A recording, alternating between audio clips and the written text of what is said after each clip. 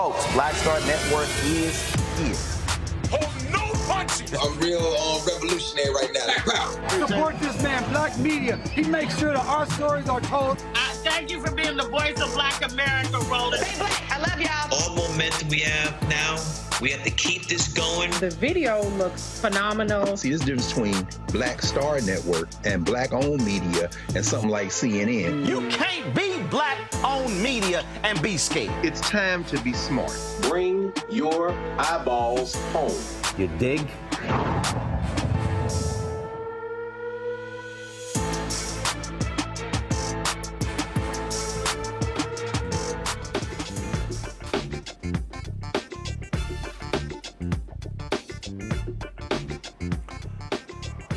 Today is Wednesday, July 24, 2024. Coming up on Roland Martin Unfiltered, streaming live on the Black Star Network. Support for Vice President Kamala Harris continues to surge. What does it look like in the battleground states? We'll talk with the Speaker of the House in Pennsylvania about that very issue. Vice President Harris gives a keynote address to the women of Zeta Phi Beta sorority incorporated in Indianapolis. We'll share some of what she said. And did a Fox News morning host say she was going to speak to a colored sorority? We'll show you the video. Yeah. Plus, tonight we'll pay tribute to Houston Congresswoman Sheila Jackson Lee, who passed away on Friday after a brief battle with pancreatic cancer.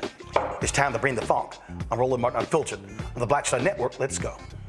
He's on it. Whatever it is, he's got the scoop, the fact, the find. And when it breaks, he's right on time and it's rolling. Best believe he's knowing. Putting it down from sports to news to politics. With entertainment just for kicks, he's rolling.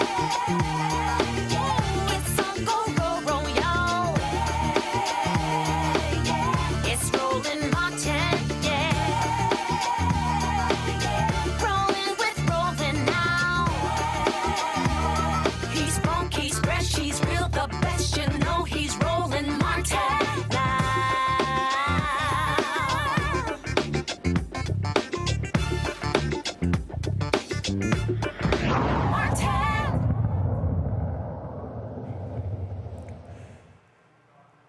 The endorsements continue to roll in for Vice President Kamala Harris as the March for Our Lives, the youth-led organization dedicated to ending gun violence following the 2018 Parkland High School shooting. This is the first time the organization has ever endorsed a political candidate, which may be an indicator of the mounting youth support for Vice President. Harris' support in battleground states like Pennsylvania are critical, as well as Michigan, Wisconsin, Georgia, Arizona, and Nevada. We'll talk about that is the Speaker of the House in Pennsylvania, Joanna McClinton. Glad to have you here, Speaker McClinton.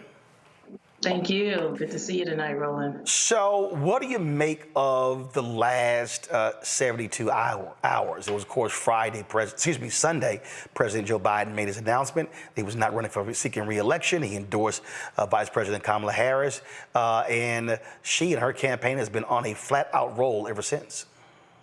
It has been unbelievable. The feeling where I live here in West Philly, I'm right in here in my office right now, to hearing from people who are at the bottom of the ticket, who are knocking doors every day. The responses are overwhelmingly positive. Not only are we proudly with her, we give a salute of service to our President Biden, who came in at a dark time when we were all scared, when we had our masks, when we couldn't gather, when we had to do everything on Zoom and everything remotely because we couldn't be together. And we recognize that under the steady hand of President Biden, not only did he take us out of that dark time in the pandemic, but brought us into better times where we have the lowest unemployment rate that we've ever had, where, as he promised, he canceled millions of borrowers worth of student debt. And Vice President Harris has been by his side in all of these great moves helping people. So we are excited. We are fired up. We are thrilled. And it's something that really was not expected. People didn't start the year saying that. I still got a sign in my house that says Biden Harris. I got to get a new one. Well, when you start looking at polling data, for instance, the Ipsos Reuters poll show a change in terms of in the race. Their particular poll shows Vice President Kamala Harris up 2 against Donald Trump. Previously, Trump led President Biden by 2. You also see some changes also in the polls, if you will, when you look at there's a Newsweek poll. First of all, Newsweek reports a particular poll showing that supporters of Donald Trump are flipping over to Vice President Kamala Harris. That is the CNN poll. What do you think is happening here with this just surging enthusiasm for the vice president? Well, I have to borrow a word from our 44th president. What's happening here is hope.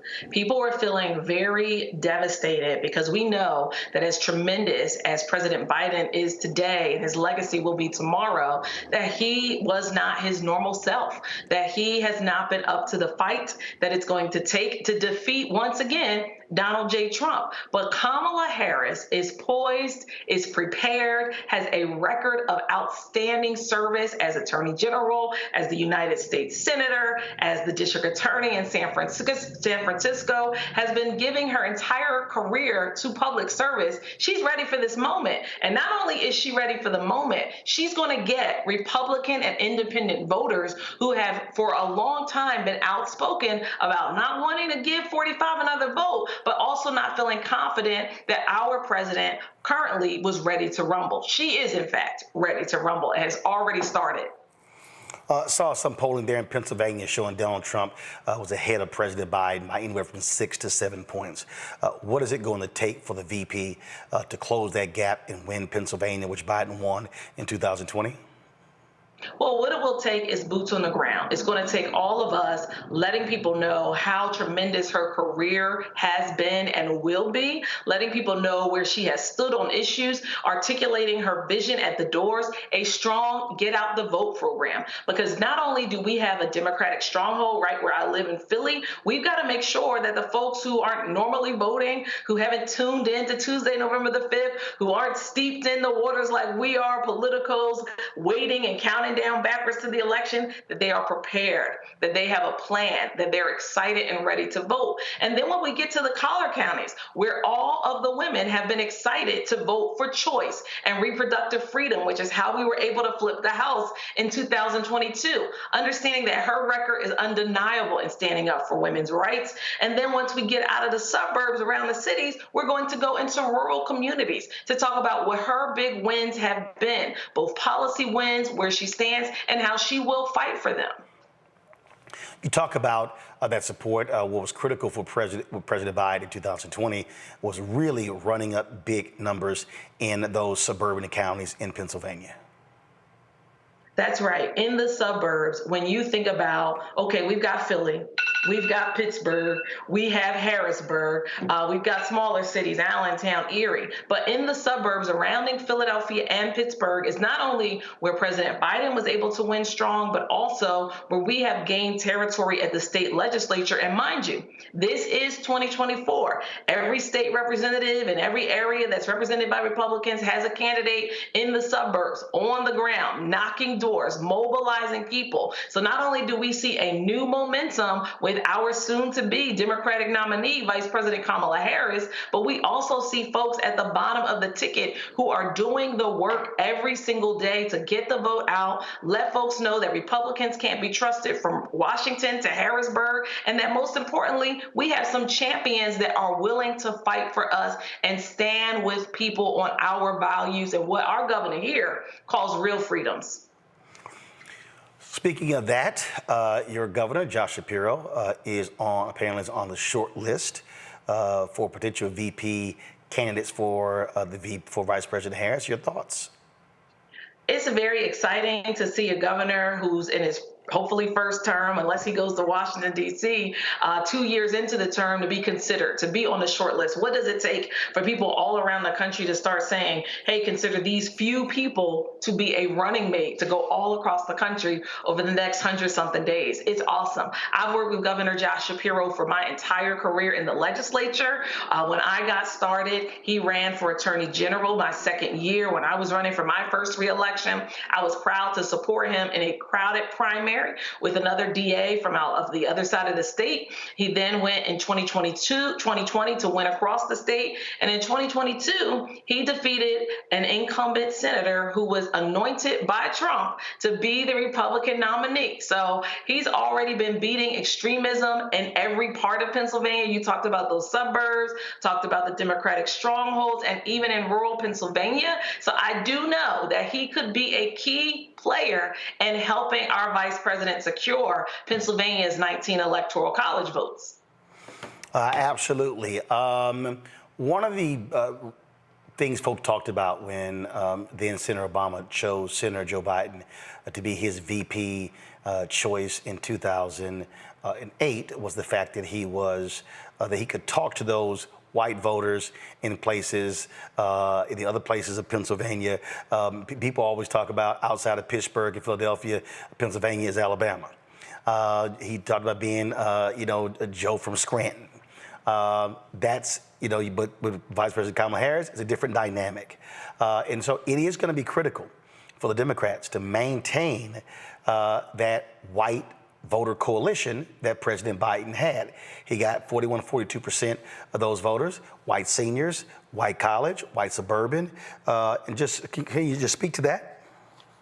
Absolutely, because when we think about Governor Shapiro, not only has he been able to earn votes from that same demographic, but he's the only governor in our nation that's been effectively managing a divided legislature. All the other governors either have total Republicans or total Democrats. We have a 1-seat majority in the state house as Democrats, and there is a Republican supermajority currently in the state Senate. But notwithstanding that, he's been able to produce, he's been able to get results, and most importantly, he's been able to work those voters in every part. He is a wildly popular governor. His approval rating is about 70% amongst everybody in the state. That includes the Republicans.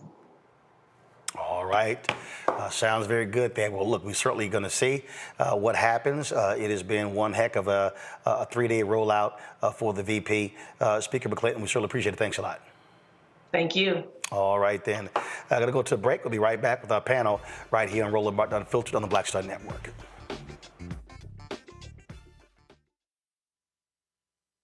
Coming soon to the Black Star Network. I still have my NFL contract in my house, having a case. It's 4 of them, for my 4-year contract. I got a $600,000 signing bonus. My base salary for that first year was $150,000. Matter of fact, $150,000. $150,000. That's what I made, $150,000. Now think about it. My signing bonus was a forgivable loan, supposedly. When I got traded to the Colts, they made me pay back my signing bonus to them.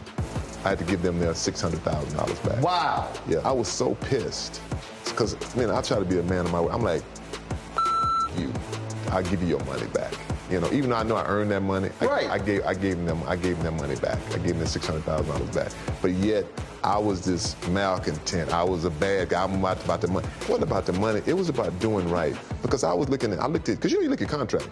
Look at John Elway. John Elway was making $1 million, $800,000. I was making $150,000. I was doing everything. And I'm like, but yet I was, I got so many letters, so I just play for free and all that kind of stuff. You don't forget that kind of stuff. Right. That stuff is hurtful.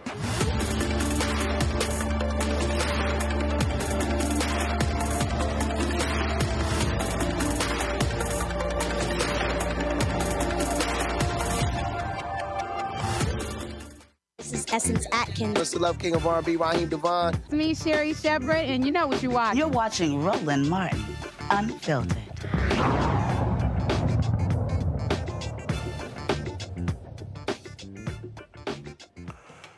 Folks, joining me in my panel, Rebecca Carruthers, Vice President, Fair Election Center out of D.C., A. Scott Bolden, News Nation political contributor, chair, NBA PAC, and former D.C. Democratic Party chair out of D.C. as well. Glad to have both of you here.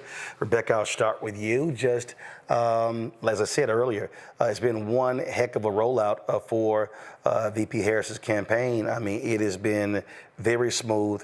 Look at the huge amount of money raised from small donors, 62%. First time they've ever given to a campaign. The major Democratic donors are contributing more than $150 million, are promising that. The thousands of volunteers signing up, 2,000 people wanting to work for the campaign. That's a lot of good momentum. You know, it's been a long 72 hours. It feels like it has been 3 months instead of 3 days.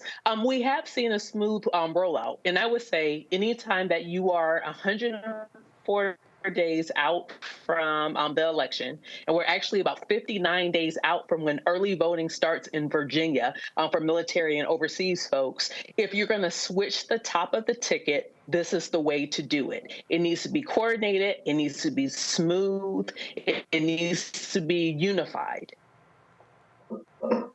Absolutely. And Scott, what also I like is that she's come out guns blazing. She has set the tone, and I think the tone is critically important, how she has been going after Donald Trump. It has been a dichotomy that has been magnified by the difference of Biden prosecuting the case against Trump versus the prosecutor prosecuting the case against Trump. I mean, it's just been like night and day, and you're right. They come out hard, and the damn Republicans don't know what to do. They're running and scrambling, trying to figure out a strategy against this qualified, competent, and very capable woman who happens to be Black and Asian. And so you can see it when I'm on other panels. You can see them struggling to say, well, she was anointed the nominee in the dark. No, she wasn't. She earned it. She earned it in 72 hours, less than 72 hours, when all the delegates voted. The energy behind the Democratic Party and their strategy has changed to the point where they're not just trying to compete in swing states, right? They're trying to rebuild that blue wall and go beyond. It'll be interesting to see who she picks as her vice president in the next, say, 48 hours, because she's gonna, I think it ought to be a governor or a senator from a swing state that can really seal the deal. Because I see her growing and continuing to grow with this momentum of young people. Black and brown people are back in there. The abortion issue, suburban white women.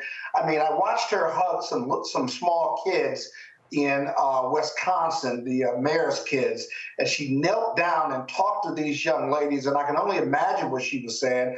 But what was more important is young ladies seeing the vice president of the United States that looked like them, a lighter version, but looked like them as a African-American or as a Black woman.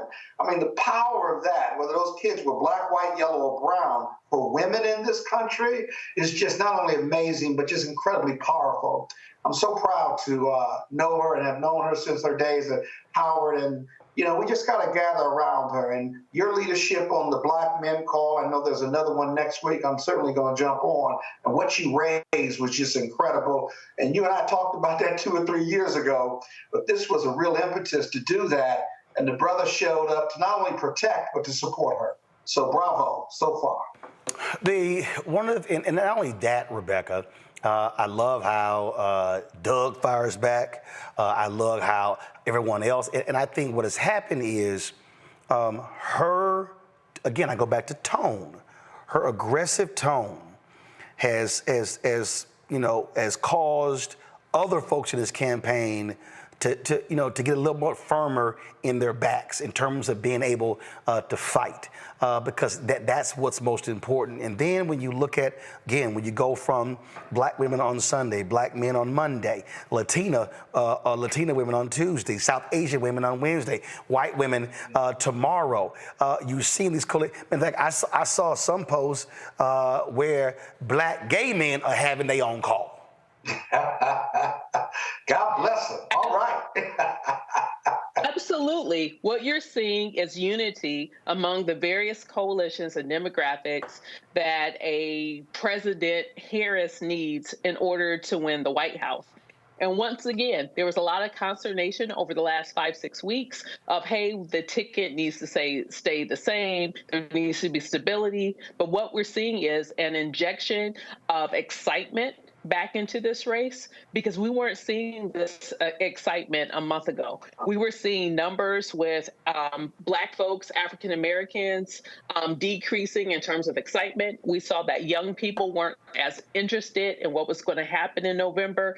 So now it's like this campaign has been turbocharged. And so now we're going to have to see with whether or not the Republicans are able to respond to all of this energy that's coming from the Democratic side, and if Republicans can respond without using racial epithets or without using racial dog whistles. So it's going to be an interesting 104 days. I love how these Republicans have no idea what the hell to respond, Scott. So Jason Riley is a black conservative columnist for the Wall Street Journal. Look at this. This is a column that he wrote on July 9th. Kamala Harris would be the best Democratic choice. This is what he wrote July 23rd. Kamala Harris isn't the change Democrats need. Dude, it's 2 weeks apart. Talk about sound like an idiot. Well, as conservatives, it's just like when I say white people want to define racism. Conservatives want to define the Democrats, and both are the least qualified to do so. They have no qualification, but they want to comment on it, and they're going to struggle with it. Because this case ought not be close. I don't think America is ready for another MAGA president, someone who's been found liable for financial fraud, sexual abuse, and been convicted of 34 felonies. I just don't think the majority of Americans are ready for that. You and I know the majority of Americans, no matter what race or color they are probably in the middle. There are few are far right, few are far left. But I'm going to tell you, the key to this election, we got to ride this wave, but we got to keep this wave going. We got to mobilize our base and get them to the polls whenever early voting is, and in November, on November 5th, I think, because let me tell you something. As we are motivated and energized, we know that people that don't look like us, that are white supremacists, or suffer from white privilege and what have you, whether a lot or a little, they're energized, they're mobilized, right?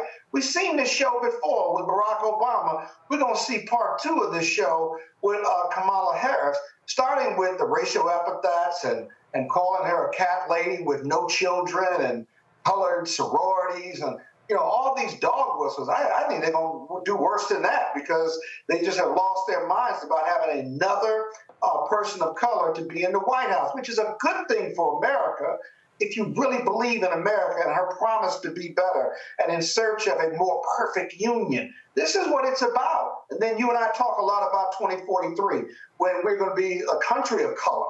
It's just appropriate. The biggest advantage that Dems have now over the Republicans, both parties were going to have to reform after this election, right? But this decision by Biden not only has saved our democracy by him stepping down, more importantly, has pushed the Democrats into a new era. They're making the change and transition early of energizing new leadership into the party, as opposed to the Republicans who are stuck with MAGA and stuck with Trumpism, which is going to go nowhere. I don't think the more people of color that make up the majority of this country. So we'll have to see. But we got to get the vote out. That's the bottom line, no matter what. Scott, you mentioned earlier all these DEI attacks. This is Harriet Hageman, who is this congresswoman from Wyoming who beat Liz Cheney. And you want to hear stupidity, listen to this. Well, I think she's one of the weakest candidates I've ever seen in the history of our country. I mean, intellectually, just really kind of the bottom of the barrel. And from the standpoint of just who she is and the policies, the positions that she's taken, her failure to do anything in terms of the border, that sort of thing, I think it's just a failure from top to bottom. I think she was a DEI hire, and I think that that's what we're seeing. And I just don't think that they have anybody else. I just think that they're in real. I mean, you want to sit here and... Who are they talking about, Donald Trump or Kamala Harris? Right. I mean, Rebecca, what's hilarious is J.D. Vance has no resume. None. No resume. And you want to sit here and say that nonsense? I'm like, come on. Boy, these white Republicans just crack me the hell up. It's like, child, please. Give us examples of how Kamala Harris isn't intelligent. You know what? Like, if you want to have that conversation, then have that conversation, but actually have proof, not just fictitious assertions. Kamala Harris, as we all know, went to Howard University for undergrad. Howard University is one of the preeminent universities in the world. It is a destination campus that people all across the globe want to attend, and it's very competitive to get into Howard University. So it's really interesting when there is nothing left to say, then it is dog whistles, talking about a DEI candidate. But once again, we're hearing even Democrats saying, oh, we have to balance the ticket. It should be a white man. So isn't that a racial preference? Isn't that DEI? Isn't that affirmative action for white men by saying, hey, it must be a white man? So it's interesting with how on the right we're hearing the language, but it's also interesting how, listening to the language on the left. Yeah, Roland, real quick. Yeah, go ahead. You that Roland? Okay, let me tell you when the ass whooping starts. When the spanking that ass starts. Okay, when the first debate between Kamala and Trump, as she prosecutes the case, and he tries to wiggle and lie, and she brings him back in the corner and continues to whip his ass with facts. Let me tell you something. She gonna pull away. I'm not being overexcited about it, but she's gonna prosecute the case against Trump and never let America forget what he's selling them as a con artist and what MAGA is selling them in 2025. That's when she pulls away. That's when she shows America what this con man is, this felon, this fraudster, and this sexual abuser. She's the perfect messenger for it. And that's when she pulls away. She may pull away before, but you're going to see that gap of another 2, 3, 4, 5 points when she spanks that ass in that first debate. If I were him, I wouldn't do it, but he's got to do it. Well, what's also interesting is you have folks like Megyn Kelly talking about, the sexual history of Kamala Harris should be talked about. D.L. Hughley just posted this tweet here. He said, you realize the people who bring up Kamala Harris' sexual history are planning on voting for a rapist. Right, exactly. I mean, it's like, you want you want to go there? Okay, well, we can talk about Ivanka Trump's divorce where she said Trump raped her. Mm-hmm. She actually said that. Mm-hmm. On the record. I mean, it's unbelievable. And now she's buried on a Trump golf course. Right. I mean, it's just unbelievable. Like Megyn Kelly, shut the hell up. But it shows you when you have to stoop that low, you have nothing.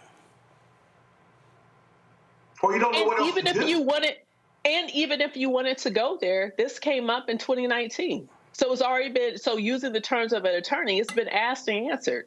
So why are we going there again? Megyn Kelly used to be a prosecutor, so she ought to know about ask and answered. So why are we bringing this up again when it already came up in 2019? That's because you ain't got nothing to say. Scott, go ahead. Well, she's talking about the affair 20, 30 years ago.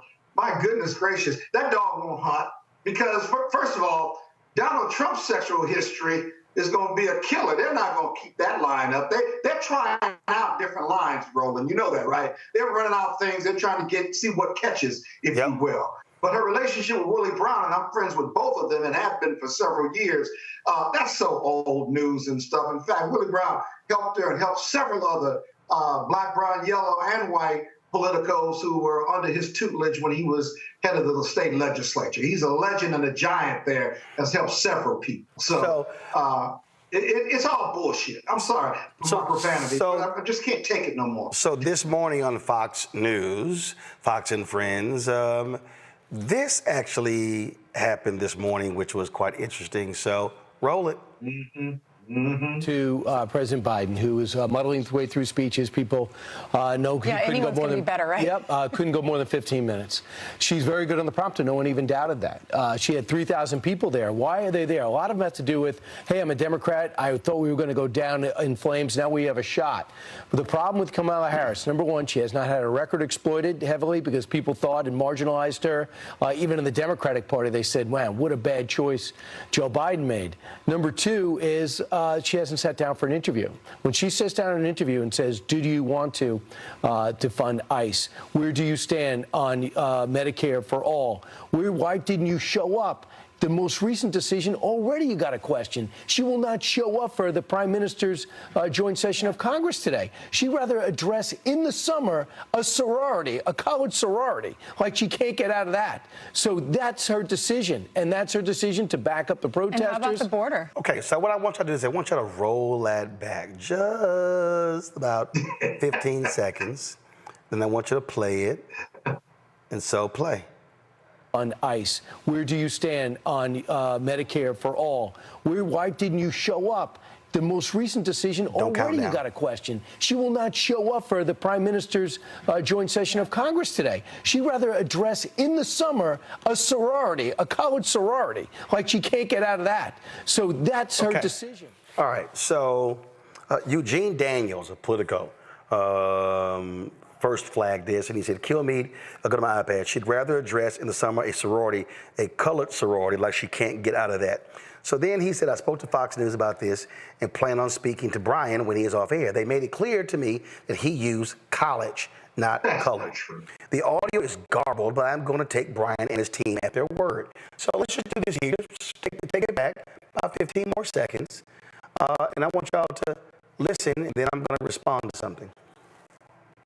Show up. The most recent decision already you got to question. She will not show up for the Prime Minister's joint session of Congress today. She'd rather address in the summer a sorority, a college sorority, like she can't get out of that. So that's her decision, and that's her decision to back up the protesters. And how about the border? So he said a college sorority. Here's the problem. To pronounce the word college, it's college. To say colored, it's colored. Ka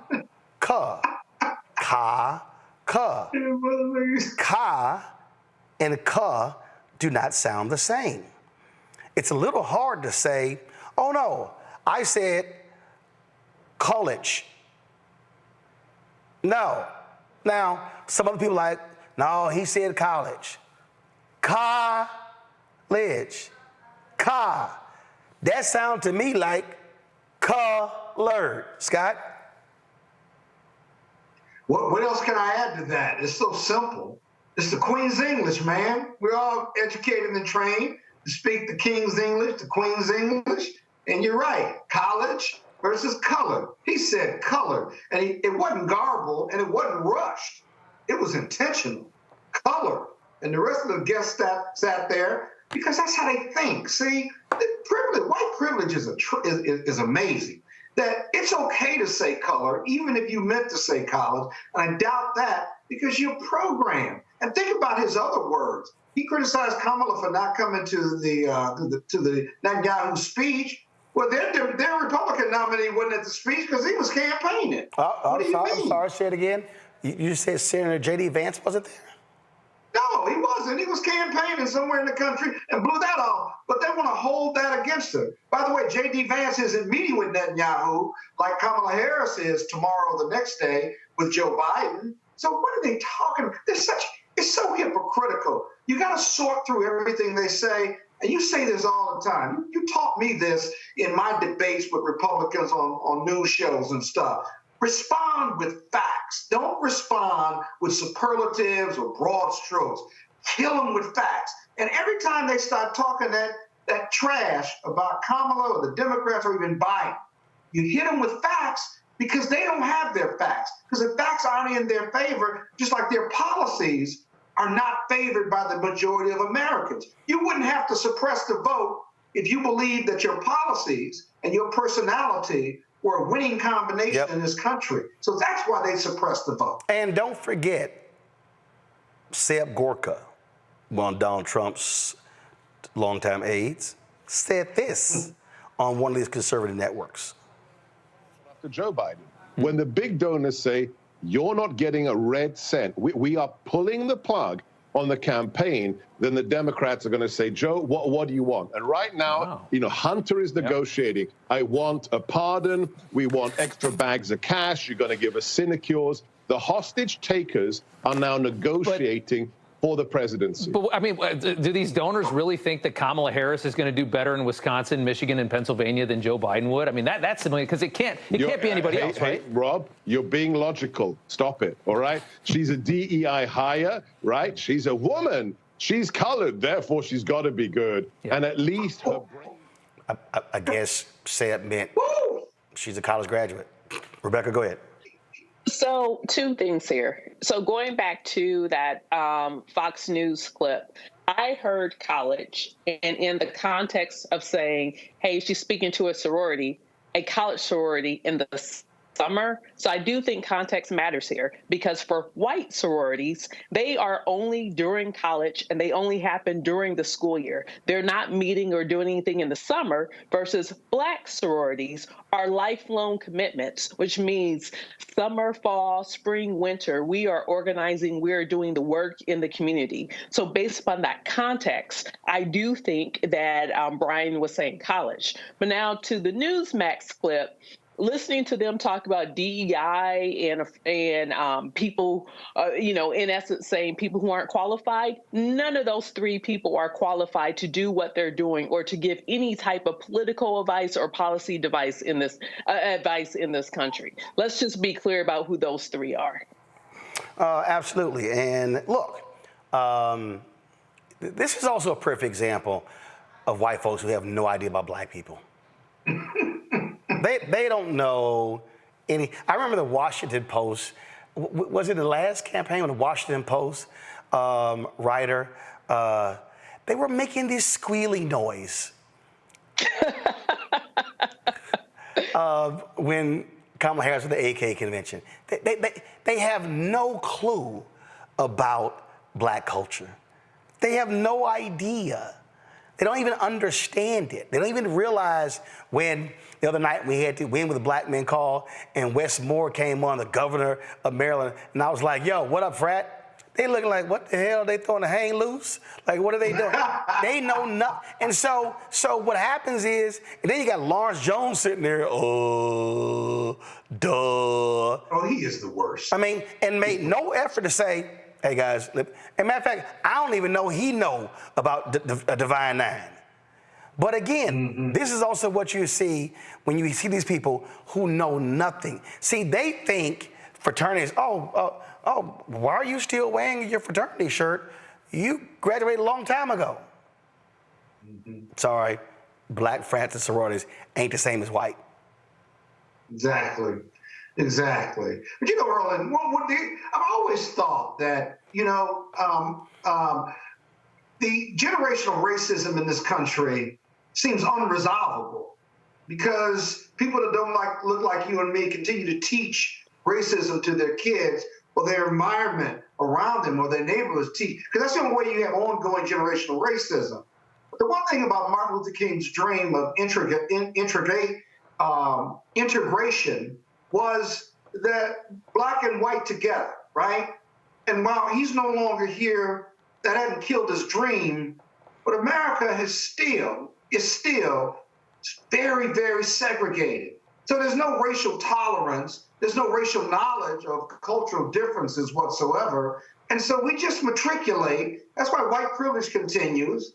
But if Sunday is the most segregated day in America, it's true. And yet, if we were more integrated, if we wanted to be, if white folks cared and saw us as human beings, then, we could eliminate, I think, tell me what you think, some of this racial insensitivity, some of this white privilege, and at least begin to understand and appreciate the differences in our cultures and our lives as positives, not negatives. I hope I'm not being too hopeful, but if that were ever to happen, you wouldn't have a whole lot of this nonsense unless you just were MAGA and you just are a white supremacist.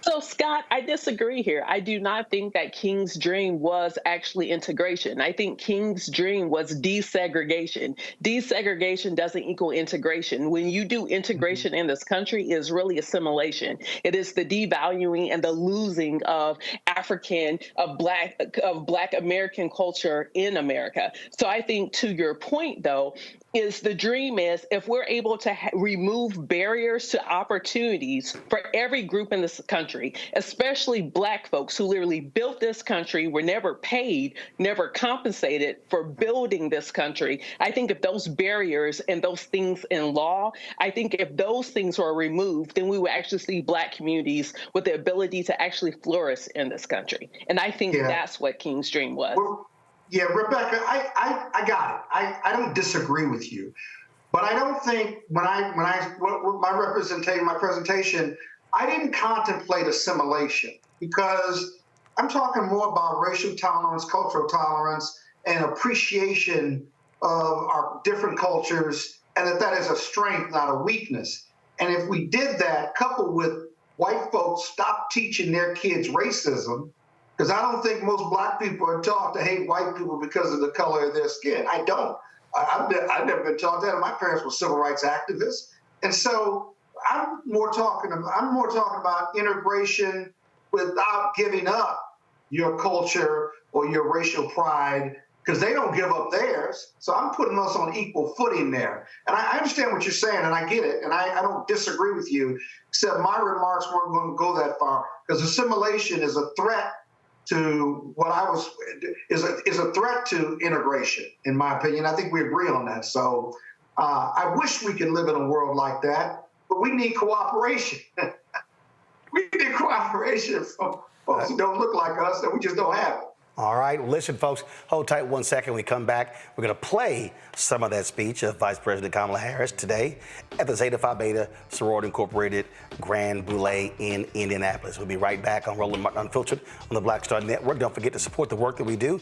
Join our Bring the Funk fan club. You can send your check and money over to P.O. Box 57196, Washington, D.C., 20037-0196. Cash App, $RM Unfiltered. PayPal, R Martin Unfiltered. Venmo is RM Unfiltered. Zelle, Roland at RolandSMartin.com. Roland at RolandMartinUnfiltered.com. We'll be right back. Hatred on the streets, a horrific scene, a white nationalist rally that descended into deadly violence. White people are losing their damn minds.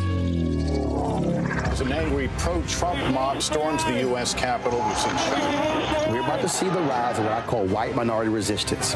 We have seen white folks in this country who simply cannot tolerate Black folks voting. I think what we're seeing is the inevitable result of violent denial. This is part of American history. Every time that people of color have made progress, whether real or symbolic, there has been what Carol Anderson at Emory University calls white rage as a backlash. This is the rise of the Proud Boys and the Boogaloo Boys. America, there's going to be more of this. Here's all the Proud Boys, guys. This country is getting increasingly racist in its behaviors and its attitudes because of the fear of white people. The fear that they're taking our jobs, they're taking our resources, they're taking our women. This is white fear.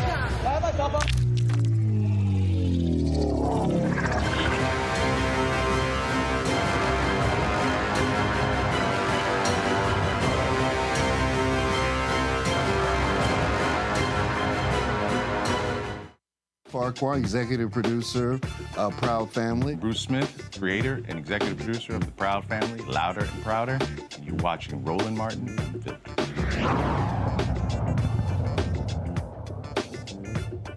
Folks, as I said, Vice President Kamala Harris spoke today at the Grand Boulay of Zeta Phi Beta Sorority Incorporated in Indianapolis.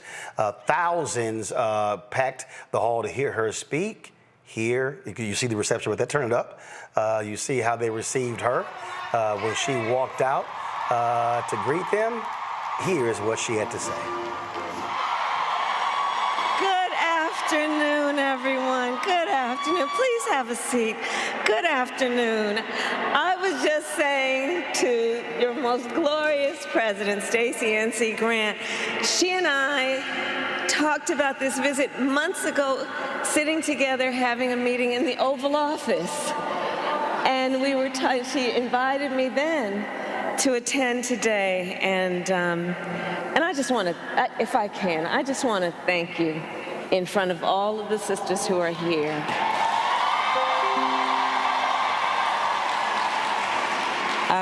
She has provided years of support and friendship, and she always, like everyone here knows, she always shows up, and I'm so, so deeply grateful. Thank you. And to everyone here, it is so good to be with you, to the former presidents who are in attendance, to the International Board of Directors, and to all of the fine members of Zeta Phi Beta Sorority Incorporated.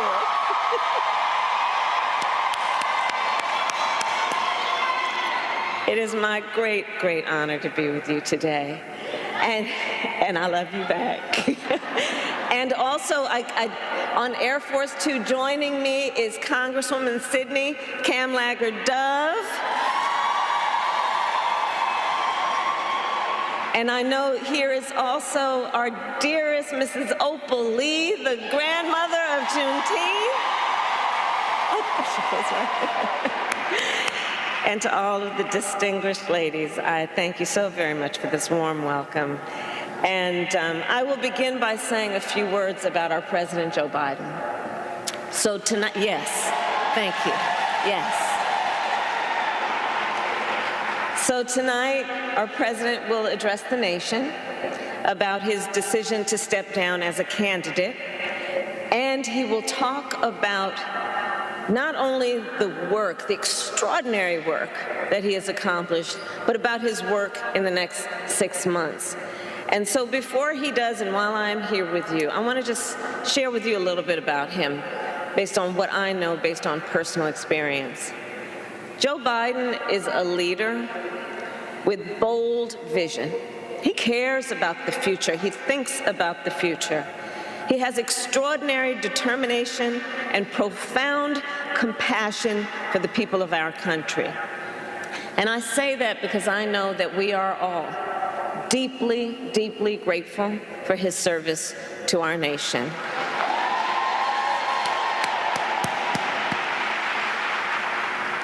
And to the sisters of Zeta Phi Beta Sorority Incorporated, I thank you for your incredible service to our nation as well.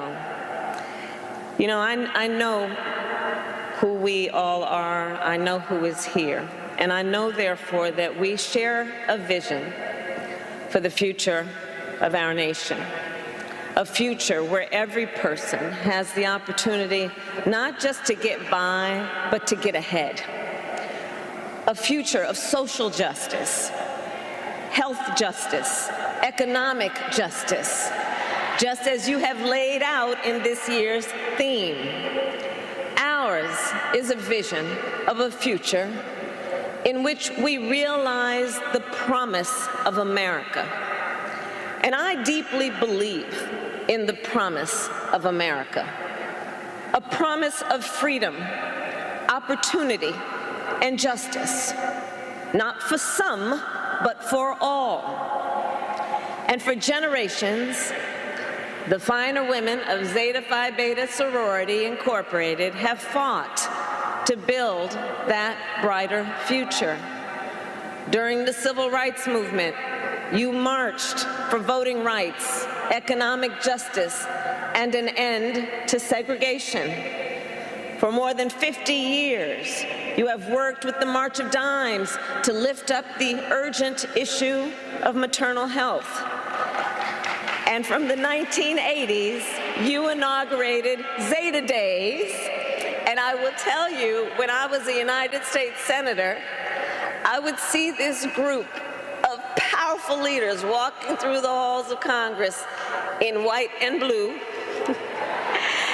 And I always knew I was looking at some of the most powerful advocates for justice in America. Truly. And of course, your leadership continued in 2020, when during the height of a pandemic, you helped elect Joe Biden, President of the United States, and me as the first woman Vice President of the United States. And I thank you. And now, in this moment, our nation needs your leadership once again. In this moment, I believe we face a choice. between two different visions for our nation. One focused on the future, the other focused on the past. And with your support, I am fighting for our nation's future. And let us be clear about what that future looks like. I know the leaders in this room, and I know the future we believe in and we fight for. We here believe in a future where, for example, everyone has affordable health care, which is why our administration capped the cost of insulin for our seniors at $35 a month. We believe in a future where no child has to grow up in poverty, which is why I helped pass the child tax credit, which cut child poverty in half and cut black child poverty even more. We believe in a future where the economy works for working people. That is why we forgave student loan debt for more than 5 million Americans. And if you or anyone you know benefited from that, please testify.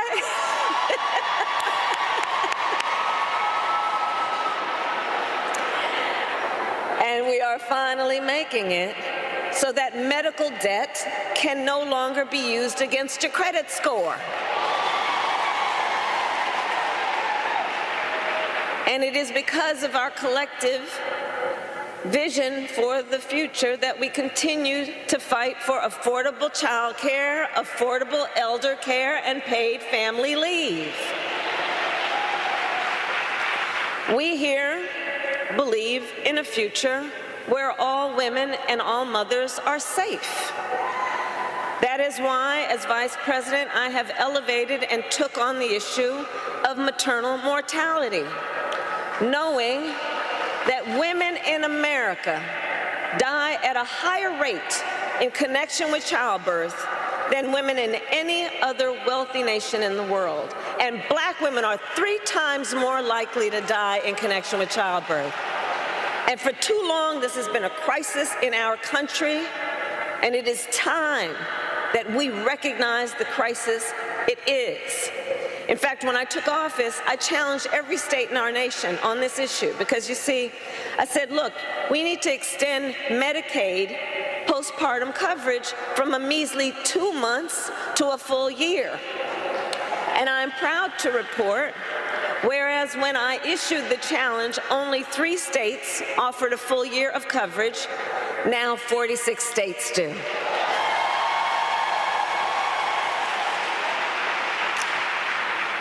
So I say, as we work to build a brighter future and to move our nation forward, we must also recognize there are those who are trying to take us backward. You may have seen their agenda. Part of it is called Project 2025. Now, can you believe they put that in writing? 900 pages of it. Project 2025. A plan to return America to a dark past. They intend to cut Medicare, to repeal our $35 cap on insulin, to eliminate the Department of Education, to end programs like Head Start, which would take away preschool for hundreds of thousands of children in our communities. Let's be clear. This represents an outright attack on our children, our families, and our future. These extremists want to take us back, but we are not going back. We are not going back. Ours is a fight for the future, and ours is a fight for freedom. Across our nation, we are witnessing a full-on assault on hard-fought, hard-won freedoms and rights. The freedom to vote, the freedom to be safe from gun violence, the freedom to live without fear of bigotry and hate, The freedom to love who you love openly and with pride. The freedom to learn and acknowledge our true and full history. And the freedom of a woman to make decisions about her own body and not have her government telling her what to do. And in the face of these attacks, we must continue to stand together in defense of freedom. We who believe in the sacred freedom to vote will make sure then that every American has the ability to cast their ballot and have it counted.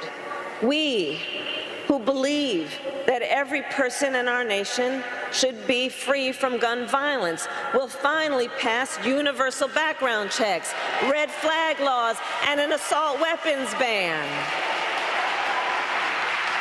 We who believe that every person in our nation should be free from bigotry, discrimination, and hate will continue to fight for equality and justice for all. And we who believe in reproductive freedom will fight for a woman's right to choose, because one does not have to abandon their faith or deeply held beliefs to agree the government should not be telling her what to do. You know, when he was president, Donald Trump, former president, handpicked 3 members of the United States Supreme Court because he intended for them to overturn Roe v. Wade, the United States Supreme Court, previously the court of Thurgood and RBG. And as he intended, they did. Well, let me tell you something. When I am president of the United States, and when Congress passes a law to restore those freedoms, I will sign it into law.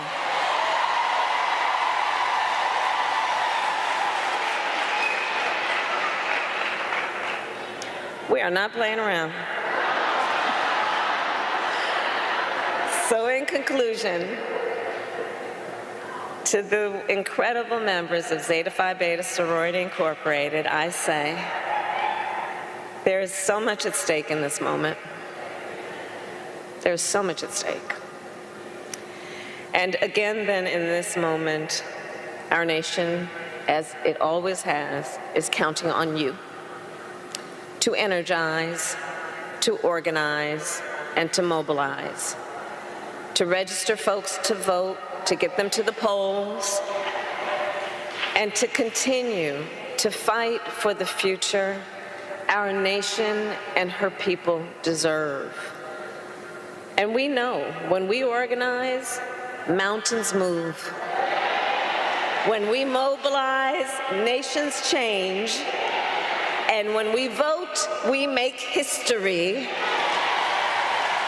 So let us continue to fight with optimism, with faith, and with hope, because when we fight, we win. God bless you, and God bless the United States of America. God bless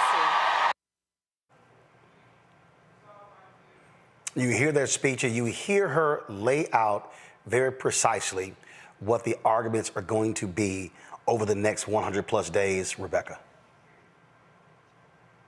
Absolutely. It's going to be really interesting watching the next couple of weeks, especially with the Olympics starting soon. It's going to be interesting to see what happens with the momentum that we're seeing behind Vice President Harris. Just to watch to see if this momentum will be sustained even while the Olympics are going, and then sliding right into the DNC, where usually and historically there is a jump in polling post-convention. It's called the post-convention bounce. And so watching these numbers and watching the trends, especially looking at Black women, Black men, looking at Hispanic women, looking at white women, and then looking at young people. So for the viewers, those are the numbers, those are the trend lines to start to watch. Because one thing that we saw on the Republican side is that Trump has already maxed out his ceiling at about 47%. So it's going to be interesting to see if Vice President Harris could close that gap in which Biden was down. And then, you know what, we're in for what's going to be a very exciting head-to-head race. Scott? Boy, Roland, I'm shaking my head because I talk for a living. And boy, I'd hate to run up against Kamala Harris with that powerful speech. I mean it. I talk for a living. And let me tell you something. That ain't the Kamala Harris is not the same candidate who ran for president 4 years ago. Of course not. That's a new candidate. That's a candidate that's battle-worn for 4 years. She's got confidence. She's collected. She's comfortable, and she's bringing that message. And I got to tell you, man, that's not the same candidate. And that's going to be the difference maker. She may make her mistakes, but she ain't stumbling. And I got to tell you, that debate, when it comes, I keep telling you, that's when she separates herself. Because that message she's got, who would disagree with that message in America? Oh, even Republicans. They'll disagree maybe. But how do you not like that message? How do you say, after listening to that message, I'm not going to vote for her? Well, I'm going to vote for the lies the Republicans are telling. Well, first of all, we know exactly how they're going to vote, so that is no shock at all. All right. Very impressive. All I'm saying, Roland, she's a different candidate. Yeah, I mean, well, look, it's 5 years, and so she should be a different candidate. Hold tight 1 second, folks. When we come back, we're going to pay tribute to the late Congresswoman Sheila Jackson Lee of Houston. She passed away at the age of 74. We have a number of folks who will be joining us to share their remembrances of her. That is next, right here on Roland Martin Unfiltered and the Black Star Network. When you talk about blackness and what happens in black culture, we're about covering these things that matter to us, speaking to our issues and concerns. This is a genuine people-powered movement. There's a lot of stuff that we're not getting. You get it, and you spread the word. We wish to plead our own cause. Too long have others spoken for us. We cannot tell our own story if we can't pay for it. This is about covering us. Invest in black-owned media. Your dollars matter. We don't have to keep asking them to cover our stuff. So please support us in what we do, folks. We want to hit 2,000 people, $50 this month, raise $100,000. We're behind 100,000, so we want to hit that. Y'all money makes this possible. Checks and money orders go to P.O. Box 57196, Washington, D.C. 20037-0196. The Cash App is $RM Unfiltered. PayPal is R Martin Unfiltered. Venmo is RM Unfiltered. Zelle is Roland at RolandSMartin.com. Next on The Black Table with me, Greg Carr, we welcome the Black Star Network's very own Roland Martin, who joins us to talk about his new book, White Fear, How the Browning of America is Making White Folks Lose Their Minds. The book explains so much about what we're going through in this country right now, and how, as white people head toward becoming a racial minority, it's going to get, well, let's just say, even more interesting. We are going to see more violence. We're going to see more vitriol, because as each day passes, it is a nail in that coffin. The one and only Roland Martin on the next Black Table, right here on the Black Star Network. Good job, good pay, good life. Would you be willing to walk away from it to achieve real wealth? Well, that's exactly what this woman did. And boy, did it pay off. Once you make the decision that this is the direction that you're going to go in, I do believe that there's power in having a decided heart. Hear her story on The Next Get Wealthy with me, Deborah Owens, America's Wealth Coach, on Black Star Network.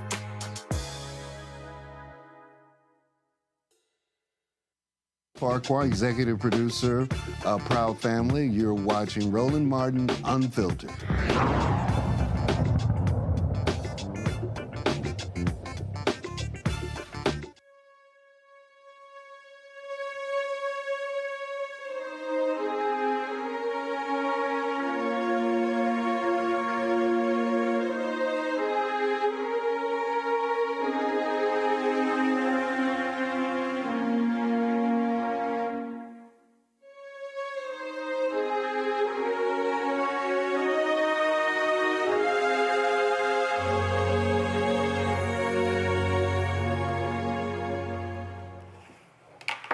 Folks, on Friday, we lost a great freedom fighter in Congresswoman Sheila Jackson Lee. She served with distinction for more than 30 years representing the 18th Congressional District in Houston. Anyone who knows her knows her booming voice. She was ubiquitous at various events in Houston. She was going to speak, and she was going to be armed with a resolution and other items as well. You name it, she was there. She replaced Craig Washington. She beat him for that particular seat. This is the same seat that was held by one of the greatest members of Congress, Mickey Leland, and also the great Barbara Jordan. And so she took pride in that particular distinction. Of course, I've known Sheila Jackson Lee longer than anybody else in Congress. When I worked at the Houston Defender as an intern in 1990, her office was actually shared an office with an attorney right next door in our building. And so, again, so she was a judge. She served on the city council before getting elected to Congress. She ran for mayor in the fall, losing to State Senator John Whitmire. In the course, she then ran to the primary and won the primary, but announced shortly thereafter that she was diagnosed with pancreatic cancer. I knew something was different. This was the last time she was on our show, but I knew something was different when I saw her at the funeral of Reverend Dr. William Lawson at Wheeler Avenue Baptist Church. And I saw how frail she looked. Her voice sounded a lot different. And I text some fraternity brothers who knew her well, and they told me that cancer had returned. She beat breast cancer before, but pancreatic cancer came back viciously in the fall, and again, we lost her on Friday. Now, her services have been established. It was going to be a week-long services there in Houston. Of course, earlier this week, on Monday, the Congressional Black Caucus did a special tribute to her in the U.S. Capitol. Her body will lie in state at the Houston City Council, of course, where she served. On Monday, July 29th, the public can pay respects, where she'll be lying in state in the City Hall Rotunda from 9 a.m. to 7 p.m. Central. Tuesday will be a viewing and a service at God's Grace Community Church, taking place from 4 p.m. to 8 p.m. Community viewing and farewell service will be held at Wheeler Avenue Baptist Church in 3rd Ward on Wednesday, July 30th. The viewing begins at 11 a.m. with the service starting at 3 p.m. And her Celebration of Life service will take place at 11 a.m. on Thursday, August 1st. At Fallbrook Church. Folks must pre-register to attend that particular service. As I said, she passed away July 19th at the age of 74 after a brief battle with pancreatic cancer. As I said, absolute fierce champion. So many folks knew her well, including my next guest, Claude Cummings Jr. He's the president of the Communication Workers of America. Also, gospel artist Yolanda Adams, legal analyst Monique Presley as well. And then we're going to, of course, be also joined with the mayor of Houston, Sylvester Turner. Let me first go to, Sylvester's actually there. Let me first go to Mayor Turner. You knew her well. When you were mayor, you would see her wherever you went. She likely was there. We used to always joke in H-Town that if that microphone was free for 30 seconds, Sheila was gonna grab it. Hey, Ron. Sheila was everywhere. Okay, she was working every day. She never took off. Serving the people of the 18th Congressional District and beyond. That was her mission. And she loved doing it, okay? She loved doing it, and she did it well. I think I described her as the people's champion, an exceptional public servant. And yes, she was in Congress, but let me tell you, her focus was on meeting the needs of people in her district. And no one was left out. No one. Now, you can differ with her on the politics, but you have to admire her for her work ethic and her love for community. And I've known her for 44 years, and I'll miss her. Claude? Yes, hey, Roland, and to your guests and to Mayor Turner and Yolanda, we've lost a true champion in Congresswoman Sheila Jackson Lee. It's simple as that. I never saw her back down for a fight on behalf of working people, And her track record of accomplishments in Congress includes legislation that uplifted countless families. Wherever I travel, and I travel a lot of places around this country, I always get asked about Sheila. Claude, how is Sheila Jackson Lee doing? And she was a champion. CWA called her a champion. And she was a champion for labor. But she stood up for working people, and she had a 100% voting record in Congress for legislation that was important to working people. And let me say this about her. Mayor Turner talked about her commitment. I don't care what type of storm we had. I don't care if it was a hurricane. I don't care if we had freezes that were taking place here. Sheila made sure that this community, not just the 18th Congressional District, but every person who needed something from her, they got it. Right. Well, we watched her truck milk in here during COVID for children. And there were families from all over this county that would come up and ask for milk for their children. The government couldn't even find milk, but somehow Sheila found milk for children and had it shipped in here. When there are storms, when there are floods, Sheila would get out in boats, put on gear herself, and pull people out of their homes. That's just the kind of person she was. She understood clearly the people didn't work for her. She worked for them. Right. And she did it well, and she is going to be missed. Yolanda Adams, you're shaking your head there. And as I said, you're native there in Houston. And anybody knows if you went to an event in H-Town and you went to a black event, she may not be at the beginning of the program, but she gonna walk in there with a folder in her hand with a resolution.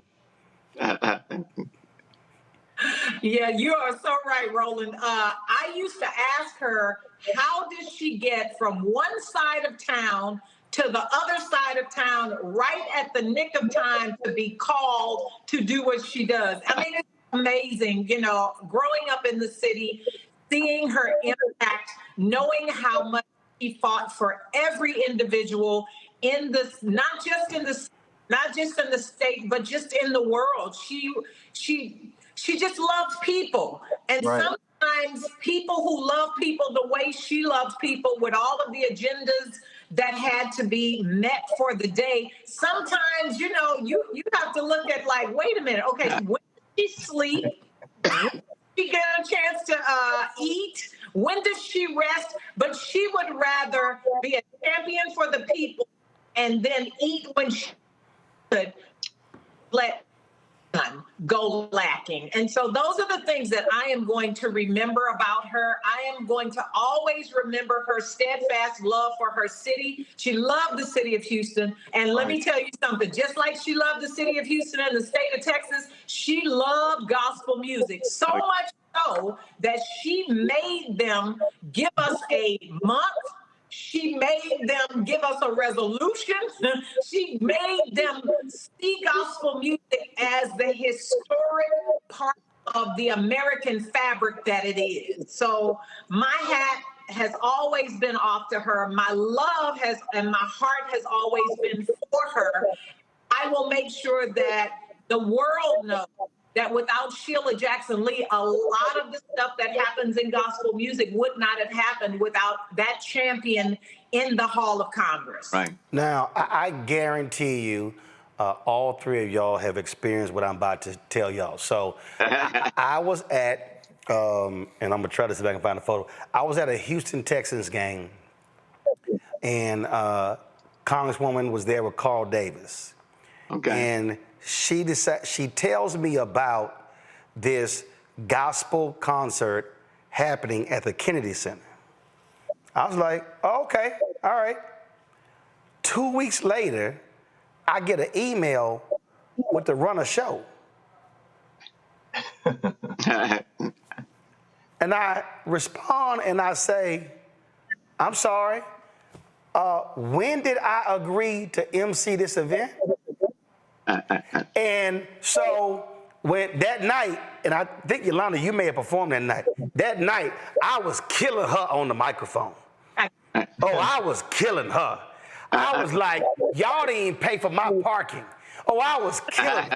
I had, then I told her, I said, look, Congresswoman, look, we can't be here all night, so you can't preach a sermon, because Mayor Turner, she'll try to preach a sermon in a heartbeat.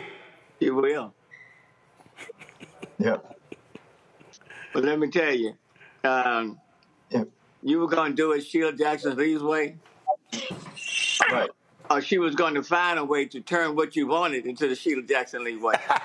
That's right. That's Sheila. And on that same line, as mayor, Sheila would call, I passed me, and she would call directly to my department head. So I called Sheila. I said, Congresswoman, if you need something, call my chief of staff or call me. But don't go directly to my department heads, okay? Okay, brother. Okay, brother. I hear you. That lasted only for a minute. And she went right back and did it again and again and again. But look, let me tell you, you were not going to say no to Sheila Jackson Lee. When her mind was set, that was it, okay? Right. And that is what made her the great person that she was. Right. Because we all knew she loved people, loved communities, and wanted to make things better.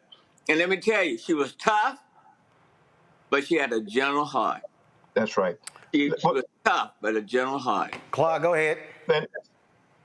I was going to tell you something that you'll never see in the newspaper that she's done. You'll probably never hear a congressmember say anything about this.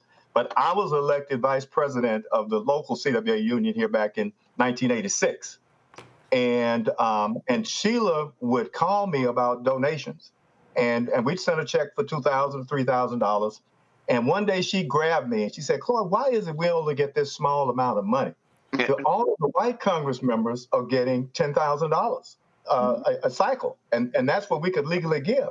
And so I started asking questions. And what I was told is that, well, Claude, Black Congress members are in what we call safe districts. So they don't need the same amount of money that white Congress members have. And I said, listen, that doesn't sound right. So I started doing some investigations, and I found out that they just were not giving them the money when they should. And so I started raising hell about it, not just in CWA, but all across the country. And because of that, we started maxing out with all of our Congress members, $10,000 a cycle. And not only did it spread here in Houston, but it spread across the country, because I let it be known that we should not be treating our Black Congress members different than we were treating the white Congress members. Mm-hmm. And so every Black Congress member that's getting their full share of donation that we can legally give are getting it now, simply because Sheila Jackson Lee raised that question with me. And I made sure that started happening. Al Green talks about it all. Yep. When he speaks and introduces me. But it was because of Sheila raising that issue that is happening now. Yolanda, I know you got a surprise Sheila Jackson Lee story. Listen, we don't have enough time for all of my surprise Sheila Jackson Lee stories. Listen, well, one of the things, like Mr. Claude and our mayor, he's still my mayor. There was a time when they were taking out some of the funds for my grandmother's district, where they were cutting out some of the senior programs and stuff like that. And I'm like, well, I don't know what I can do. I'm going to give a call to Sheila Jackson Lee. Called her, and everything worked out. But then she said, hey, I need you in Washington in 48 hours because I need you to pray on the floor of Congress. And I'm like, you just gave me 48 hours. That's all I got, 48 hours. And I'm like, okay, I'll be there. So yes, Roland, I've had many conversations where it was like, hey, I need you here for this. And because of all that she's done for our great city, our great state, our great globe, I was there. You know me. If it wasn't, if it was a contract issue, it may have been like, But no, anytime I could be there, you know, she was hilarious too. She had a sense of humor. You did. Yeah. You did. Absolutely. Well, she is certainly going to be missed. She was in. Look, as you said, you like, man, woman, will you slow down all the stuff you keep going to? But that's how she was. Houston is going to honor her next week. Certainly. Yeah, go ahead. And smart. I want to add one thing. We owe a great deal to her family. Yes. Right. She's been married. She was married to Elwin for more than 50 years. Yes. Okay. And to Erica and to Jason, that family gave a lot, sacrificed a lot. Right. And I just want to remember them and thank them. And thank them. Yeah. Because when she was with us and everybody else, she was not with them. But it was a family deal. They knew their mom. Yes. And they understood her mission. Yep. And living out her purpose. And they just was right there. So in her latter days, I can't tell you the love and affection that they gave to their mom and Elwin gave to his wife. So, and quite frankly, it still hadn't dawned on me. Right. Because she was our superwoman. Yeah. Right. Okay? Right. Indeed. I was just going to say, I never thought in my life that there'd be a time when Sheila wasn't around. Right. Simple as that. And she was one of the smartest people I know. Right. Roland, once I was asked to introduce her at an event here in Houston, and her staff had prepared her for the wrong event. And she stepped up to me and she said, Claude, I just need 15 minutes. Just give me 15 minutes. You filibuster, do whatever you need to do, but give me 15 minutes. And I watched her prepare a speech in 15 minutes. She spoke for 30 to 40 minutes on the theme for that particular event. You know, she was just absolutely brilliant, to be quite honest with you. And that just absolutely amazed me to see her be able to do that when she wasn't, you know, her staff had prepared her for the wrong type of event. But just how smart she was. Indeed. Yolanda Adams, Claude Cummings, my alpha brother, Sylvester Turner. I appreciate y'all sharing your thoughts and reflections regarding the late Congresswoman Sheila Jackson Lee. Thanks, Roland. Thanks, Roland. All right. Thank you, Roland. Thank you for having us. Appreciate it. Thank Bye-bye, you very Mayor. much. Yolanda. We're going to go to a break. We come back. We'll hear from Monique Presley. We'll hear from Congressman Al Green. We'll hear from Scott Bolden. We'll hear from Rebecca as well. We'll also hear from Congresswoman Barbara Lee, who also paid tribute to Congresswoman Sheila Jackson Lee on the floor of the House. You're watching Roland Martin Unfiltered on the Black Star Network and a special tribute to Congresswoman Sheila Jackson Lee.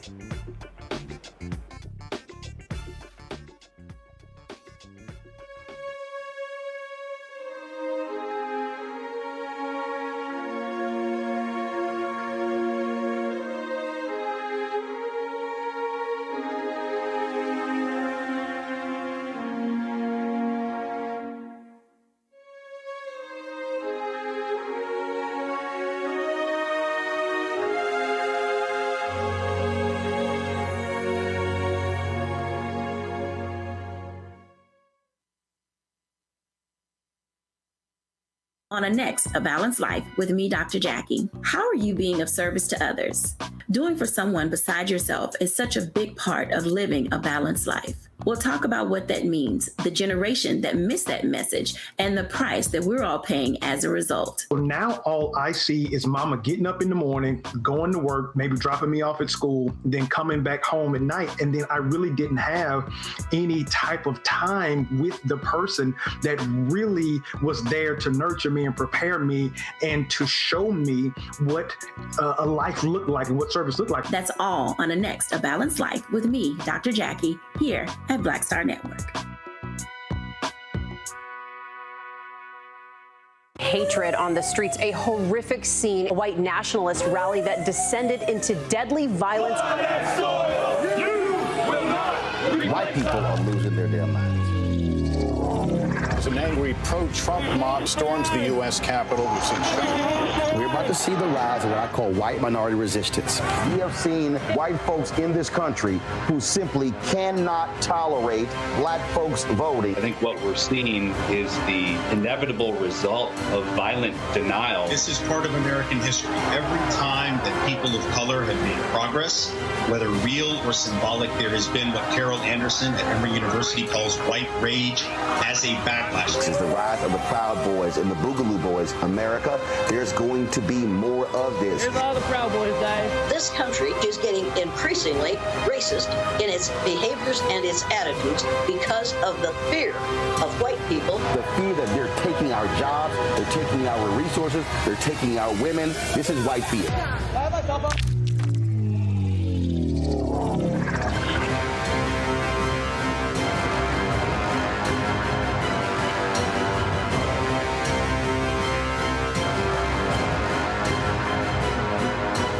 Fanbase is pioneering a new era of social media for the creator economy.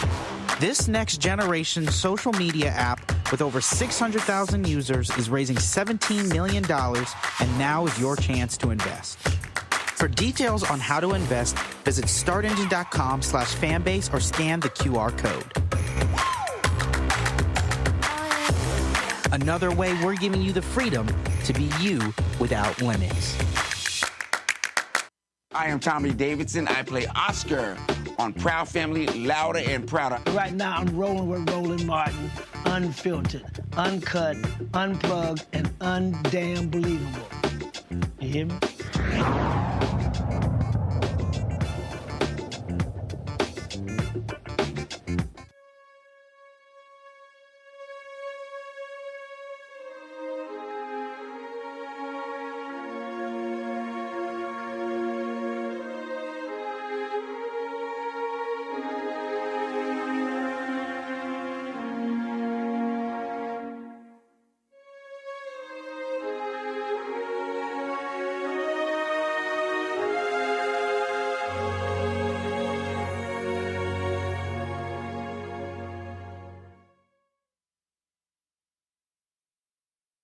That's how Sheila was.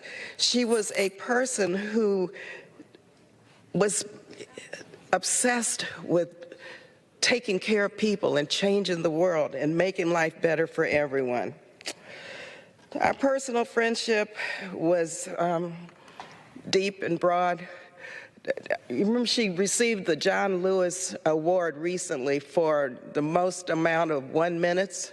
And she called me that morning. She says, Barbara, I can't be there, but I want you to accept this award for me. I said, Sheila, they're not going to let me accept an award for you. She said, just do like I would do and tell them you're going to accept it anyway.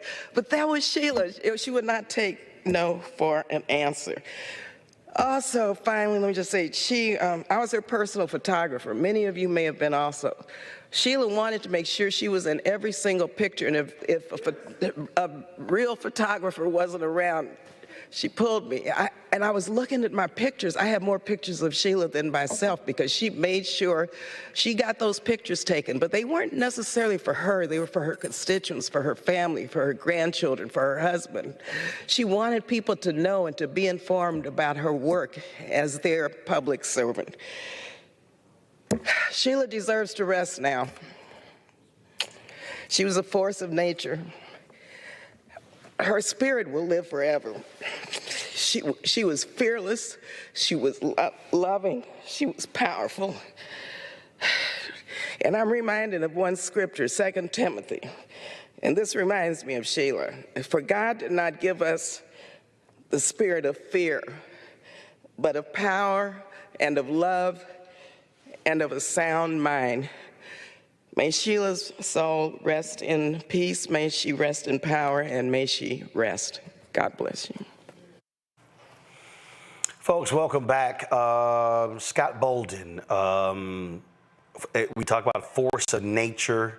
That's and again, if you were anywhere in D.C., in Houston, hell, you never know when Sheila Jackson Lee was going to pop up. She was going to be there, and you were going to hear that booming voice. And she loved being there. You could ask Sheila to say a few words if she showed up, and she was a great extemporaneous speaker. I knew Sheila before she was a congressman by reputation because she was an incredible litigator out of Houston. She was a judge. She was very active with the NBA, and she was brilliant as a practitioner. And then secondly, let me just say this, that when you take over the seat of someone like Barbara Jordan or Mickey Leland, yeah, there's a whole lot of uplift. You gotta fill those shoes. And I think she didn't just fill those shoes in her service. She exceeded and built upon what her predecessors did. And she was known for that. And she was respected by the Republicans. They didn't like her, but she was certainly respected because when she started talking in that booming voice, she knew how to use voice inflection to make her point. And she spoke with authority because she was a former judge. And you believed it. I don't think she left anybody in disbelief or people saying, well, I don't agree, a whole lot of time. So she was an awesome lady. Godspeed. Rebecca, she was a proud member of your sorority. And in fact, two of the members of Congress, both women, it was Eddie Bernice Johnson and Sheila Jackson Lee. We lost Eddie Bernice Johnson last year, also an AKA. This is a photo of the 9 AKAs in Congress. You see Sheila right there in the middle between Lisa and Alma Adams as well. Just your thoughts about the Congresswoman. The Congresswoman was my soror. She was also my Link sister as a member of the Links Incorporated. And she is now an ancestor. What I will say, I remember when I first met her, when I was a young staffer on the Hill, I was scared of her. I was scared of her because she was very tenacious. She was very stern, but I also knew she was very effective and that it is important to have voices and Black voices in the halls of Congress who will speak truth to power, who will bring the power, who was undeniable. It didn't matter if people disagreed with her on the policies or on the politics, but you were going to respect her. You were going to listen to her, and that was a fact.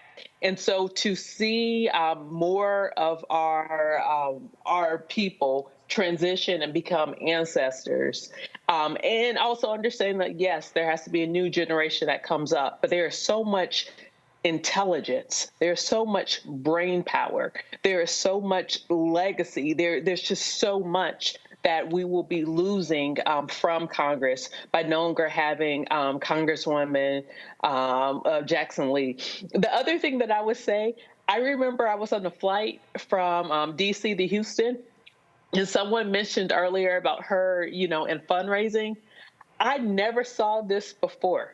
But I remember she got up in the middle of that flight and she shook hands with a lot of people on the flight and was like, I am Congresswoman Sheila Jackson Lee. And I think she was also asking for donations as well. So I would tell you, my eyes got real big because, I've been on flights with other members of Congress, but I'd never seen anyone get up and do that. But she did. And who was going to check her? Nobody. She was that person. Monique Presley, we did a broadcast of Roland Martin Unfiltered in Houston, and we're like, okay, when the Congresswoman gonna get here? We run out of time, the show's gonna end, and she was calling, now look, don't go off the air till I get there. This is a photo actually from that broadcast. Go right ahead. Monique, go ahead. Okay. I thought you were going to play something. Yeah, I have our text messages from that night, and they have given me some laughs and some comfort as I have been dealing with what, for me personally, is just a staggering loss. I'm a little Black girl from Texas who knew from the time I was 7 years old that I wanted to be a lawyer, who knew shortly thereafter that I wanted to be able to go and travel to D.C., where people were doing things to change things in this country and to fight for justice. And in Texas, the heroes came out of the representatives of the 18th district. So I grew up emulating Barbara Jordan, Mickey Leland, wanting to be the defense lawyer extraordinaire like Craig Washington. And then there was Sheila Jackson Lee, who was everything all in one. She was a shero to me for as long as I can remember. But what matters and is in my heart the most is that it is very rare that someone who you admire and emulate from afar, who you grow up wanting to be like a shero, you actually end up getting to know and work with and march with and meet with and help with projects and call for help. And everything everybody else said is the absolute truth. When I found out that she had transitioned, all I kept doing was sending people picture after picture after picture of time she had popped up, time she had shown up, time we weren't sure if she was going to be able to make it because she was coming from another event, but then had to get there, times when she walked a group of ours who were advocating for justice for George Floyd straight into Senator Schumer's office, and then they had to put us like in the conference room because she had brought too big of a group, and she kept saying, no, everybody come, and then she opened the meeting even though it was his meeting.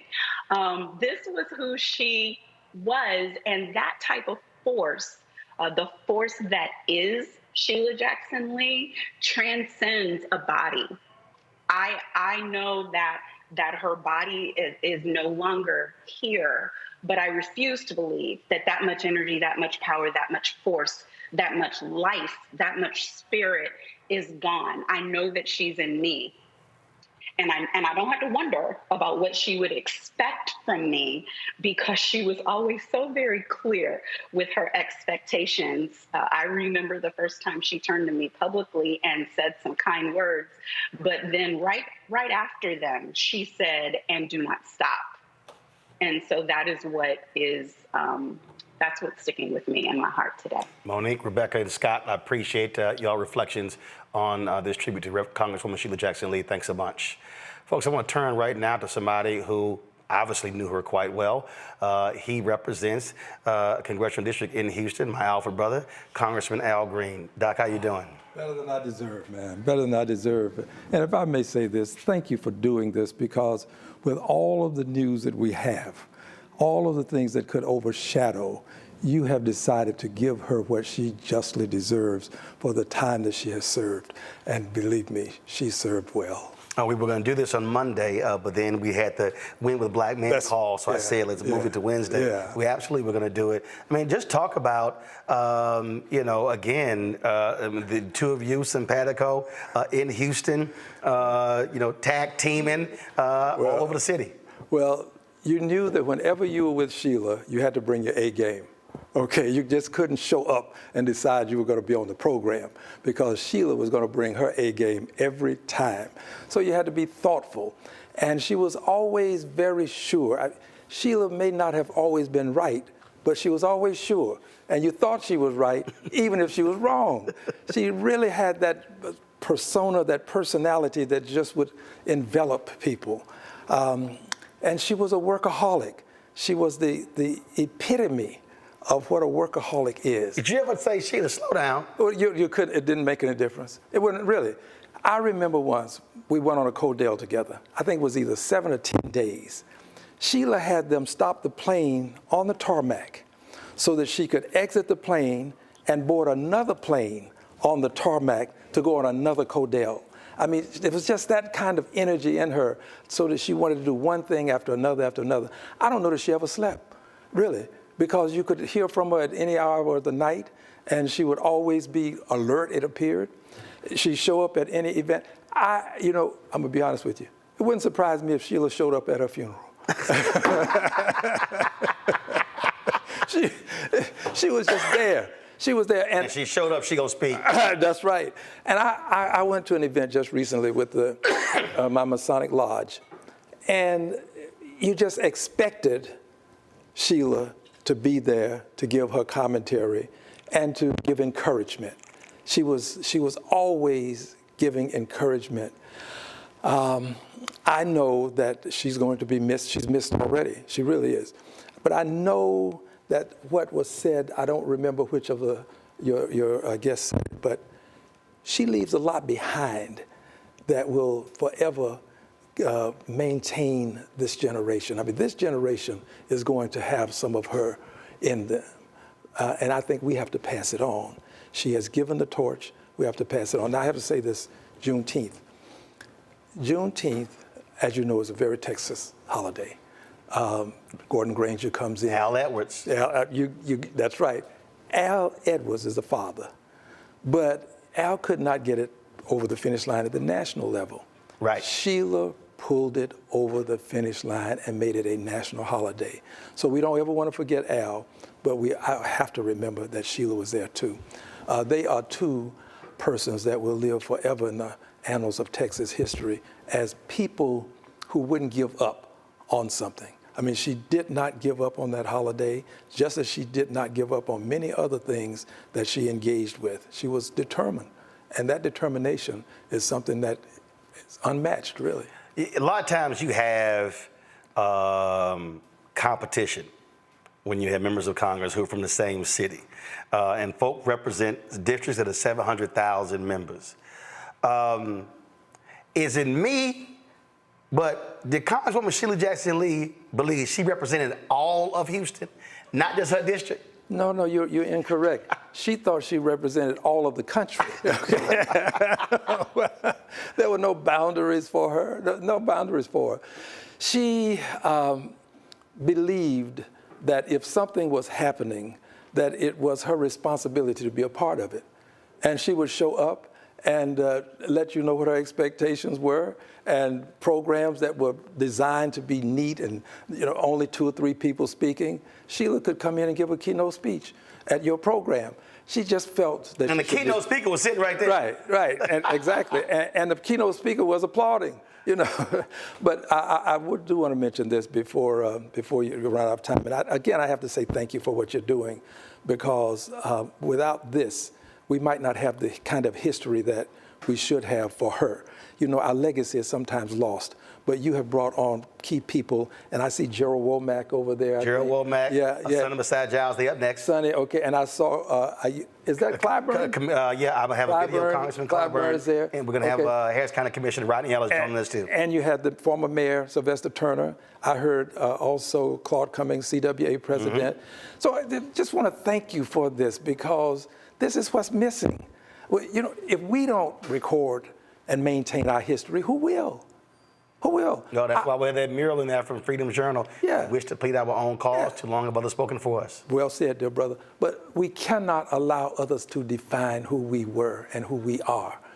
This is why it's so important to have the Juneteenth holiday, so that we can remind ourselves of what really happened on Juneteenth, about the 25th Army Corps.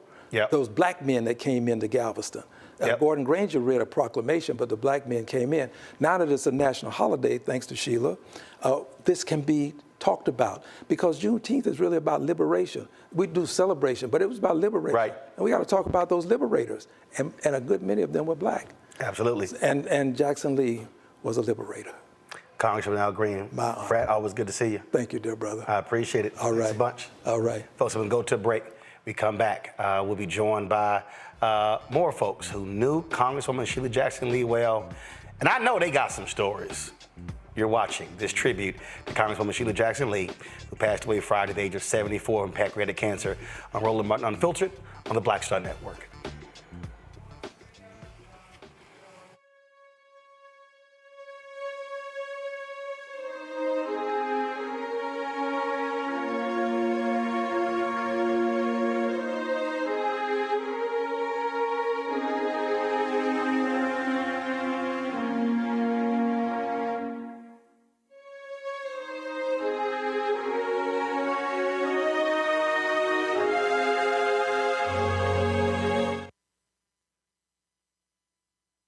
Coming soon to the Black Star Network. I still have my NFL contract in my house, having a case. It's 4 for my 4-year contract. I got a $600,000 signing bonus. My base salary for that first year was $150,000. Matter of fact, $150,000. $150,000. That's what I made. $150,000. Now think about it. My signing bonus was a forgivable loan, supposedly. When I got traded to the Colts, they made me pay back my signing bonus to them. I had to give them their $600,000 back. Wow. Yeah, I was so pissed. Because, I try to be a man of my word. I'm like, you, I'll give you your money back. Even though I know I earned that money, I gave them their money back. I gave them their $600,000 back. But yet, I was this malcontent. I was a bad guy. I'm about the money. It wasn't about the money. It was about doing right. Because I looked at, because you look at contract. Look at John Edwards. John Edwards was making $1 million, $800,000. I was making $150,000. I was doing everything. And I'm like, but yet I was, I got so many letters, so I just play for free and all that kind of stuff. You don't forget that kind of stuff. Right. That stuff is hurtful.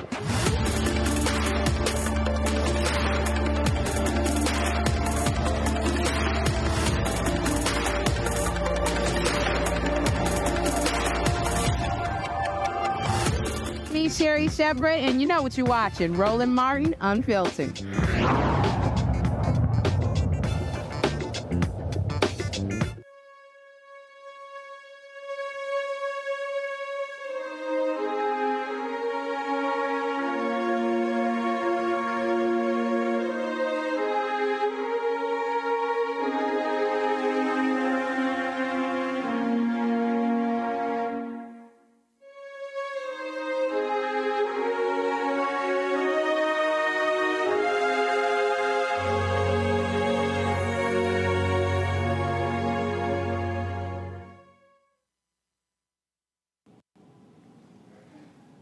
To you, Roland, and all those gathered, thank you very much for honoring Sheila Jackson Lee in this manner and for allowing me to be a part of it.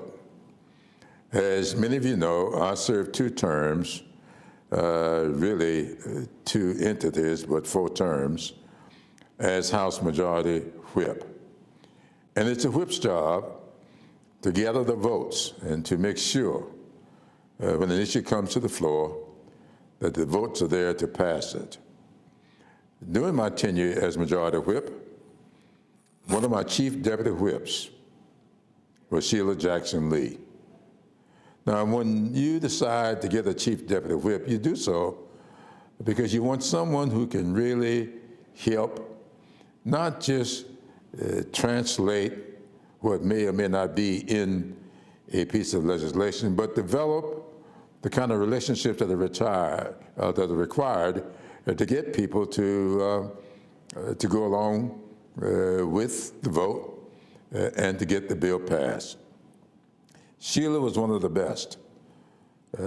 She did not mind approaching people, asking for their vote, and she was very adept at getting people to understand the issues at hand. Most people remember her from television, where she was speaking out on many, many different subjects. But the fact of the matter is, in and around tables, Sheila knew the issues very, very well. She had a very good way of explaining them, and she had the relationships that were necessary to get them to final passage.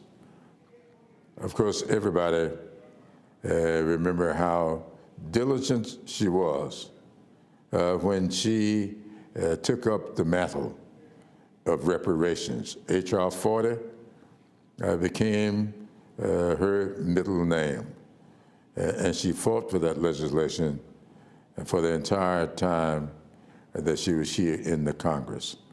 And so I want to thank you for honoring her in this way. But for a prior commitment, I would be there with you. But thank you for letting me participate in this manner. And to all of you in attendance, Godspeed. Jim Clyburn of South Carolina is joining us right now, folks. Three people who knew the Congresswoman quite well from Houston. Sonny Masai Giles, publisher of the Houston Defender. Gerald Womack is president and CEO of the Womack Development and Investment Realtors, and Harris County Commissioner Rodney Ellis. Sonny, I'll start with you. How many times did you get that phone call from Sheila at the last second about putting her in that week's paper before you went to deadline? I got that call more than you could count. And I think you know that, Roland, because you were in the room sometime when she would call. But you know what? When I look back on my relationship with Sheila, I first met Sheila in my mom's kitchen. Is when she was running for Harris County judge. The 3 races that she lost, this sister was persistent, if nothing else. People don't realize that Sheila, having lost, just fed more energy for her to win. So it was like, in meeting her, she was the kind of person that she wasn't going to give up. I don't care what you said or what you did. And I'm sure my fellow colleagues on this call would say amen. Amen. Amen. This is this week's front page of the Houston Defender. Quite fitting to have Congresswoman Sheila Jackson Lee right there with Vice President Kamala Harris, Sonny. It's so monumental. Someone said to me on the call Sunday night, when all the black women were on the call, that it's like an angel. Sheila is up there working God about getting a black woman elected president. And I was like, she might be up there doing that. I mean, she was that kind of person. She wasn't going to give up, especially if she had a mission. Gerald, I would often go home and I would see the Congresswoman in Houston. Hell, I might see her in D.C. You were right there. Yeah, I moved her to Washington, moved her there with her to Washington, picked out the office, had a big old hat, and was so excited Sheila had won to be the congressperson of the 18th district. Sheila loved this district every night, every day. I've never seen a person that would get out of session and hit and get off the plane and go right off churches and shake hands, kiss babies, and do all those things that other folks would not do that time of night. And I've got so many good memories of her. I'm going back to that article that the New York Times did where she said, all I want to do is make a difference. She said, I can't afford to write a check for it, but I can have a voice where I can make change. And I believe that was her motto. I remember we had one storm. I had a utility truck, and she said, you got to come over and pick me up. And I said, okay, I'll be there in just a moment. When I got there, we was at the end of, we got at the end of Martin Luther King and 610, and then we were a little further down, and the next thing I know, we were on a fire truck because we had a flood. And then the next thing I know, I was on a boat with a flashlight in the middle of the night telling people, come on out, Congresswoman Sheila Jackson Lee. Sheila had passion to make a difference, and whatever she did, you can believe, like the president once said long ago, you want Sheila to be on your side. It hurts me because I've been a campaign manager for all these years, and we work so closely together every day, every night to make a difference for the least of those. And, she was a hard worker. You could not outwork she. I would say, you've told me everything but the pills that you take that will keep you up all this time. And if you just tell me I'm selling real estate, I'm going to go out of the real estate business and I'm going to start selling some of these pills, because she had that kind of energy. And God, we couldn't have enough. We wouldn't have the metro, because Sheila bought those lines, those dollars, those federal resources here to build that line. She bought all these other federal dollars for affordable housing. I mean, her immigration record, her office, my accolades is to her whole staff, because they were the Congress office for everybody. I don't care where you were from. You could call her office and her office and her would work the issue out. So I am just so, I'm heartbroken. I know she's in a better place, but I know that she's up in heaven. As soon as she got there, she went right to work. Commissioner Rodney Ellis, no one has ever accused you of being a quiet person, but man, you got to admit, it was always a little hard for that microphone when you were in the room with Congresswoman Sheila Jackson Lee. Sheila Jackson Lee, the Congresswoman, was clearly one of a kind. Yeah. Unstoppable. Some people are just born for politics. Sheila Jackson Lee was one of those people. I met her shortly after she came to Houston. Elwin brought her to Houston. By the way. And Elwin was one that you would have thought would have ended up in politics. And of course, as my great friend Sonny Messiah mentioned, the Congresswoman ran for judge, I think 4 times. 3. I was counting the primary to general. So if you count them all, that's 6 times. That's true. And becoming judge, I can remember once when my old boss, Congressman Mickey Leland, was trying to find people so blacks and Hispanics could take over the school board. We were at that Warwick Hotel at Leland's table. He said, "Call Sheila." So I said, "Well, we talked to her already about this, Mickey. She does not want to run." He said, "Well, call her again. We want her house." So I called Elwin and I said, "Mickey Leland wants me to drive him over to you all's house." I was on city council, first term, to get Sheila to run for the school board. So he lied and said she was in Austin. And so I said, "Now, Elwin, we're coming to your house because I don't think you're telling." And he said, "No, call her." So I was too dumb. I called her. She answered the phone. And she said, "I'm in Austin." But he had enough time to tell her from going over there. When she went on city council, it's interesting, the parallels. I've had the privilege of knowing all of the people who served in the 18th in contemporary history. Barbara Jordan, who went when I came out of high school, and to Mickey Lee, of course, Craig Washington, and then Congresswoman Sheila Jackson Lee. Sheila, more than anybody I know, was just so persistent. She was well-read. Some of her colleagues would tell me about how she walked into a committee room late because she's doing 4 or 5 things with these 2 phones and always on the phone. And then she'd lean over and say, "Now, what is this about?" And they briefly explain it. And then Sheila would give a speech as though she'd been that whole time. Now, that's not just buffaloing through it. She was well-read. Yeah. She'd reach back into that body of knowledge, things she knew about, and it would just like clockwork. When you think about it, a black woman, graduate, undergrad school from Yale, and then to go to the University of Virginia Law School, I think came out about 75, the year I was coming out of undergrad school, just 4 years older than me. But this was an exceptionally bright human being, but she was driven. Some people would want to take a break. I remember once telling her, "Sheila, we need to do what normal people need to do." I was in the States and I said, "First of all, you're driving us crazy. Doing all of this stuff. You got to stop some of this. And for your own mental health, you need to go do what normal people do." So she said, "Okay, Rodney, what do they do?" I had to think about it, and I said, "Well, this is before Netflix." I said, "I think they go to movies." So she said, "Okay, let's go to movie, but it has to be at the end of my day." Okay, it's a Saturday night. Let's go about 8 o'clock. She shows up at my house at 10 o'clock. First, I got to explain to my wife there's nothing untoward about this. Well, you and Congresswoman Sheila Jackson Lee doing just the 2 of you with you driving, and you can't see.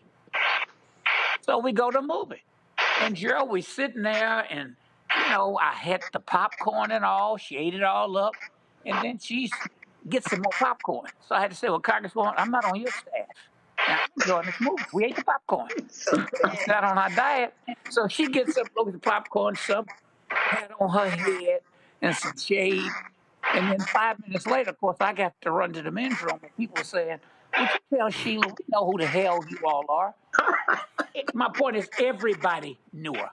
But even in the movie, she's texting. She's responding to people calling. She loved her work. And let me tell you, we're going to miss her. Whatever the issue was, whatever it was, no matter how late it was, if you wanted to get something done, you get somebody's business. That's what I was told once. You called Sheila Jackson Lee. Her colleagues are going to miss her. We're going to miss. What an incredible legacy. And Gerald, I know they say she's in a better place, but let me tell you, if they give her an assignment, they could give her a lot of them because she loves to work, even in her illness. Right. First, yeah, around, but once it was public, and we were out at Greenhouse International, one of her last public events. I said, "Well, now Sheila, you can't keep being around all these people." I could feel the port on her arm, so I knew she was getting treatment. And I said, "You can't." And she leaned over, you know, with that smile, but that serious eye. Rodney, you're my friend. You're not my doctor. But I want you. Well, but to the end. That sounds like Congresswoman Sheila Jackson Lee. Commissioner Ellis, Gerald Womack, Senator Messiah Giles, we certainly appreciate y'all joining us. Thank you. Thank you, Roland. Thank you for doing this for Sheila. Right. Absolutely. Folks, we talked about how she was no nonsense. This was a congressional hearing 5 years ago where she was not taking any guff off of one of Trump's people, Matt Whitaker. Watch this. Mr. Holder, we're here. Witness will answer Mr. Chairman, may I have my time restored? I think it was at 4 minutes. Yes, you may. Thank you. Again, Mr. Attorney General, the question is, did you have a confirmation hearing, and has it been more than 10 years since you testified before Congress? Congresswoman, can the clock be restored? It was. I'm sorry, what was your, I don't know if your time's been restored or not. Mr. Attorney General, we're not joking here, and your humor is not acceptable. Now, you are here because we have a constitutional duty to ask questions, and the Congress has the right to establish government rules. The rules are that you are here. So I need to ask the question, and I need to have my time restored so that you can behave appropriately. I will behave appropriately as a member of the Judiciary Committee. I'm asked a question. Did you have a confirmation hearing, and have you not yet appeared for an oversight hearing? Congresswoman, I am an acting Attorney General. I have been appointed according to the Vacancies Reform Act, and I have never appeared in front of Congress for any hearing, even when I was United States Attorney. I'm asked for a yes or no answer. Is that? Yeah. Let me, and so you've never appeared. Let me quickly ask a question. Prior to the firing of former Attorney General Jeff Sessions, did you discuss or share your private opinions of the special counsel investigation with the Chief of Staff? Right there, you saw her. She was like, hey, this ain't no joking matter. That was Congresswoman Sheila Jackson Lee. Absolutely, she is going to be missed by her constituents, by her colleagues. She was a tough cookie. Did not make it easy on her staff and on others. But she was somebody who was going to fight on behalf of people.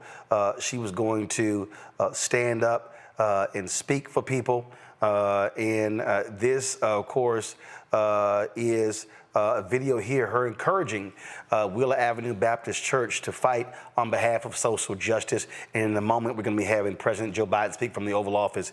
So let me cue this back up. And here's the Congresswoman. I believe it is crucial that as you discuss these issues today, that you have a legislative agenda. Help us pass real criminal justice reform with our criminal justice sentencing reduction legislation by going to your members of Congress to help us pass this. Oval Office with President Joe Biden. Presidents. Thomas Jefferson wrote the immortal words that guide this nation. George Washington showed us presidents are not kings. Abraham Lincoln, who implored us to reject malice. Franklin Roosevelt, who inspired us to reject fear. I revere this office, but I love my country more. It's been the honor of my life to serve as your president.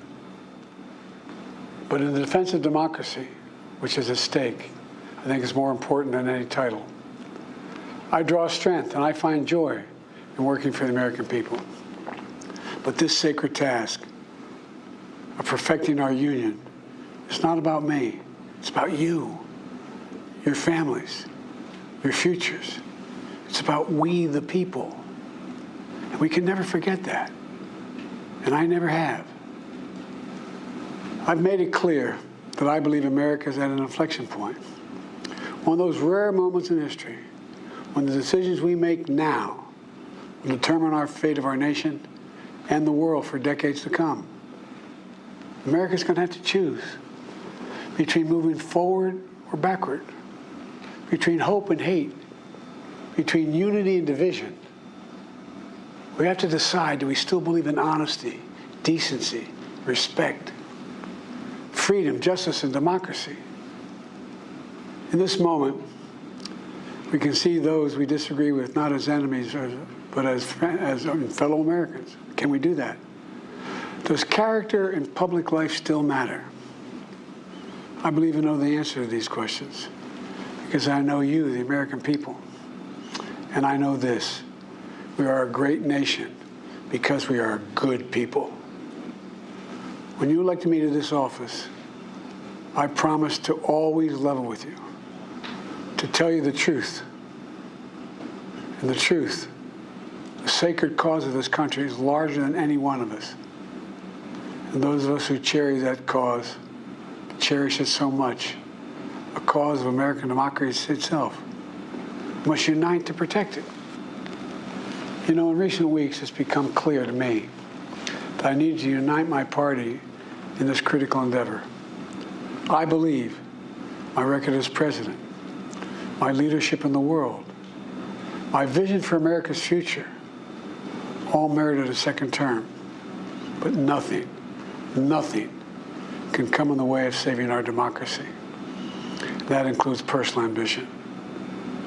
So I've decided the best way forward is to pass the torch to a new generation. That's the best way to unite our nation. You know, there is a time and a place for long years of experience in public life.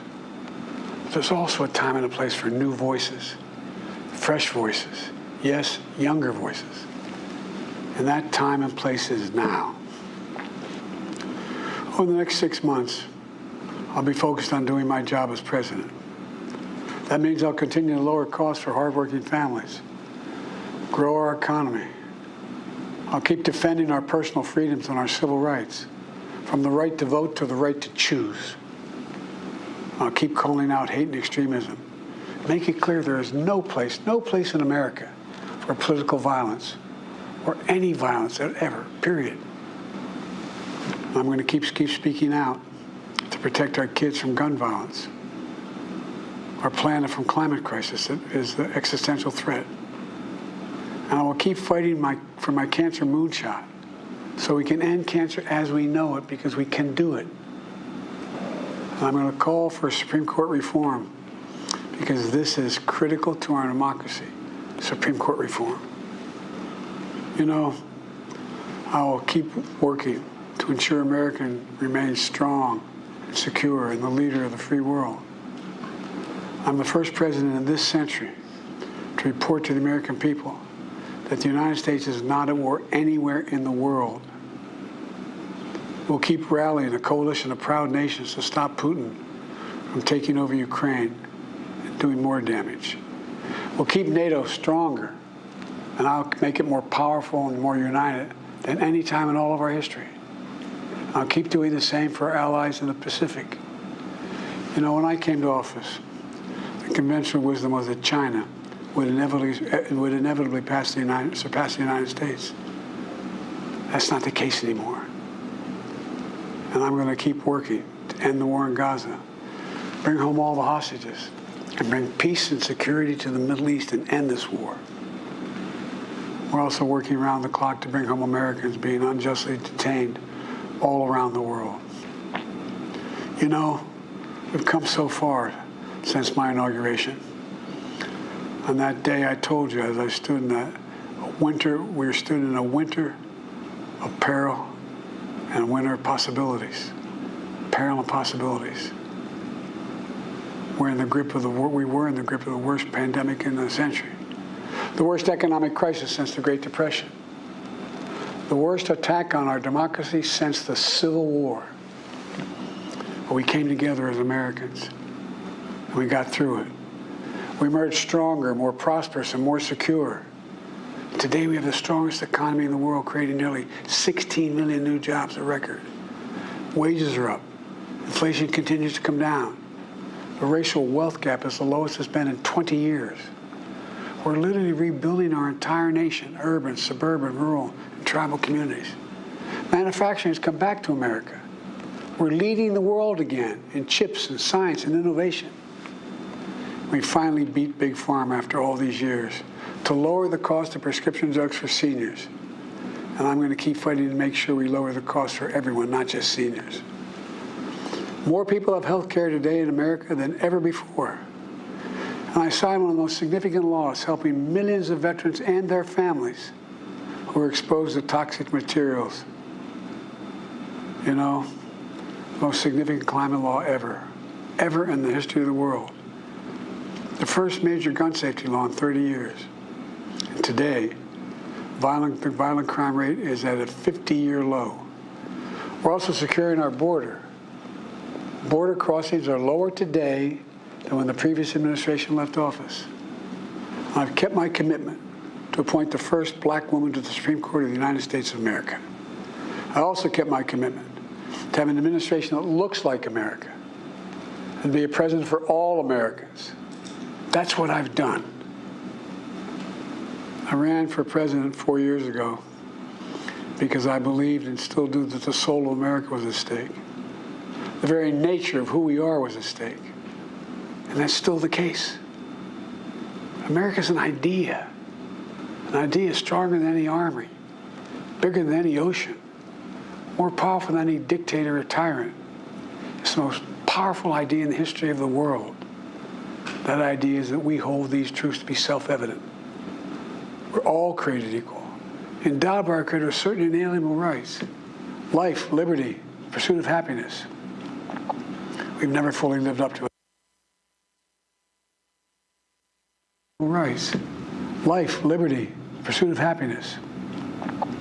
We've never fully lived up to it, to this sacred idea, but we've never walked away from it either. And I do not believe the American people will walk away from it now. In just a few months, the American people will choose the course of America's future. I made my choice. I've made my views known. I would like to thank our great Vice President Kamala Harris. She's experienced, she's tough, she's capable. She's been an incredible partner to me and a leader for our country. Now the choice is up to you, the American people. When you make that choice, remember the words of Benjamin Franklin hanging on my wall here in the Oval Office, alongside the busts of Dr. King and Rosa Parks and Cesar Chavez.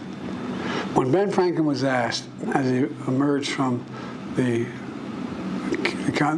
convention going on, whether the founders have given America a monarchy or republic, Franklin's response was, a republic, if you can keep it. A republic, if you can keep it.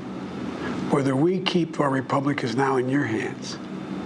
My fellow Americans, it's been the privilege of my life to serve this nation for over 50 years. Nowhere else on earth could a kid with a stutter, from modest beginnings in Scranton, Pennsylvania, and Claymont, Delaware, one day sit behind the resolute desk in the Oval Office as President of the United States. But here I am. That's what's so special about America. We're a nation of promise and possibilities, of dreamers and doers, of ordinary Americans doing extraordinary things. I've given my heart and my soul to our nation, like so many others. I've been blessed a million times in return with the love and support of the American people. I hope you have some idea how grateful I am to all of you. The great thing about America is here, kings and dictators do not rule, the people do. History is in your hands. The power is in your hands. The idea of America lies in your hands. We just have to keep faith, keep the faith, and remember who we are. We're the United States of America.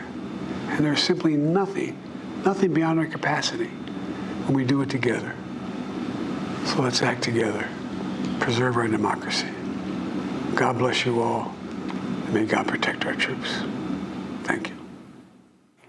Folks, that was President Joe Biden speaking from the Oval Office for about 10 minutes or so. And just so you know, that glitch there, that wasn't him. That literally was a technical glitch from the feed that we were getting from the Associated Press in the White House. And so that is it for us, folks. We certainly appreciate y'all joining us. Tomorrow, I'll be broadcasting live from New Orleans, site of the National Urban League Convention. So I'm flying there in the morning. So please, we look forward to y'all. Be sure to follow us. You can see the live stream of different events from the Urban League. They had a rally today. We live streamed that. So go to our YouTube channel, go to the Black Star Network app. You can actually see that rally as well. Folks, don't forget to support the work that we do by joining our Bring the Funk fan club. Send your check and money order to P.O. Box 57196, Washington, D.C. 20037-0196. Cash App is $RM Unfiltered. PayPal R Martin Unfiltered. Venmo is RM Unfiltered. Zelle, Roland at RolandSMartin.com. Roland at RolandMartinUnfiltered.com. Be sure to download the Black Star Network app, Apple phone, Android phone, Apple TV, Android TV, Roku, Amazon Fire TV, Xbox One, Samsung Smart TV. And of course, be sure to get a copy of my book, White Fear, How the Browning of America is Making White Folks Lose Their Minds, available. Bookstores nationwide. Get it at Amazon, Barnes & Noble, Books A Million, Target. Also, you can get the audio version. I read it right there on Audible. Folks, that's it. I'll see y'all tomorrow. Be well. Holla! Black Star Network is here. Oh, no punch! I'm real revolutionary right now. Thank you for being the voice of Black America. All momentum we have now, we have to keep this going. The video looks phenomenal. See, there's a difference between Black Star Network and black-owned media and something like CNN. You can't be black-owned media and be scared. It's time to be smart. Bring your eyeballs home. You dig?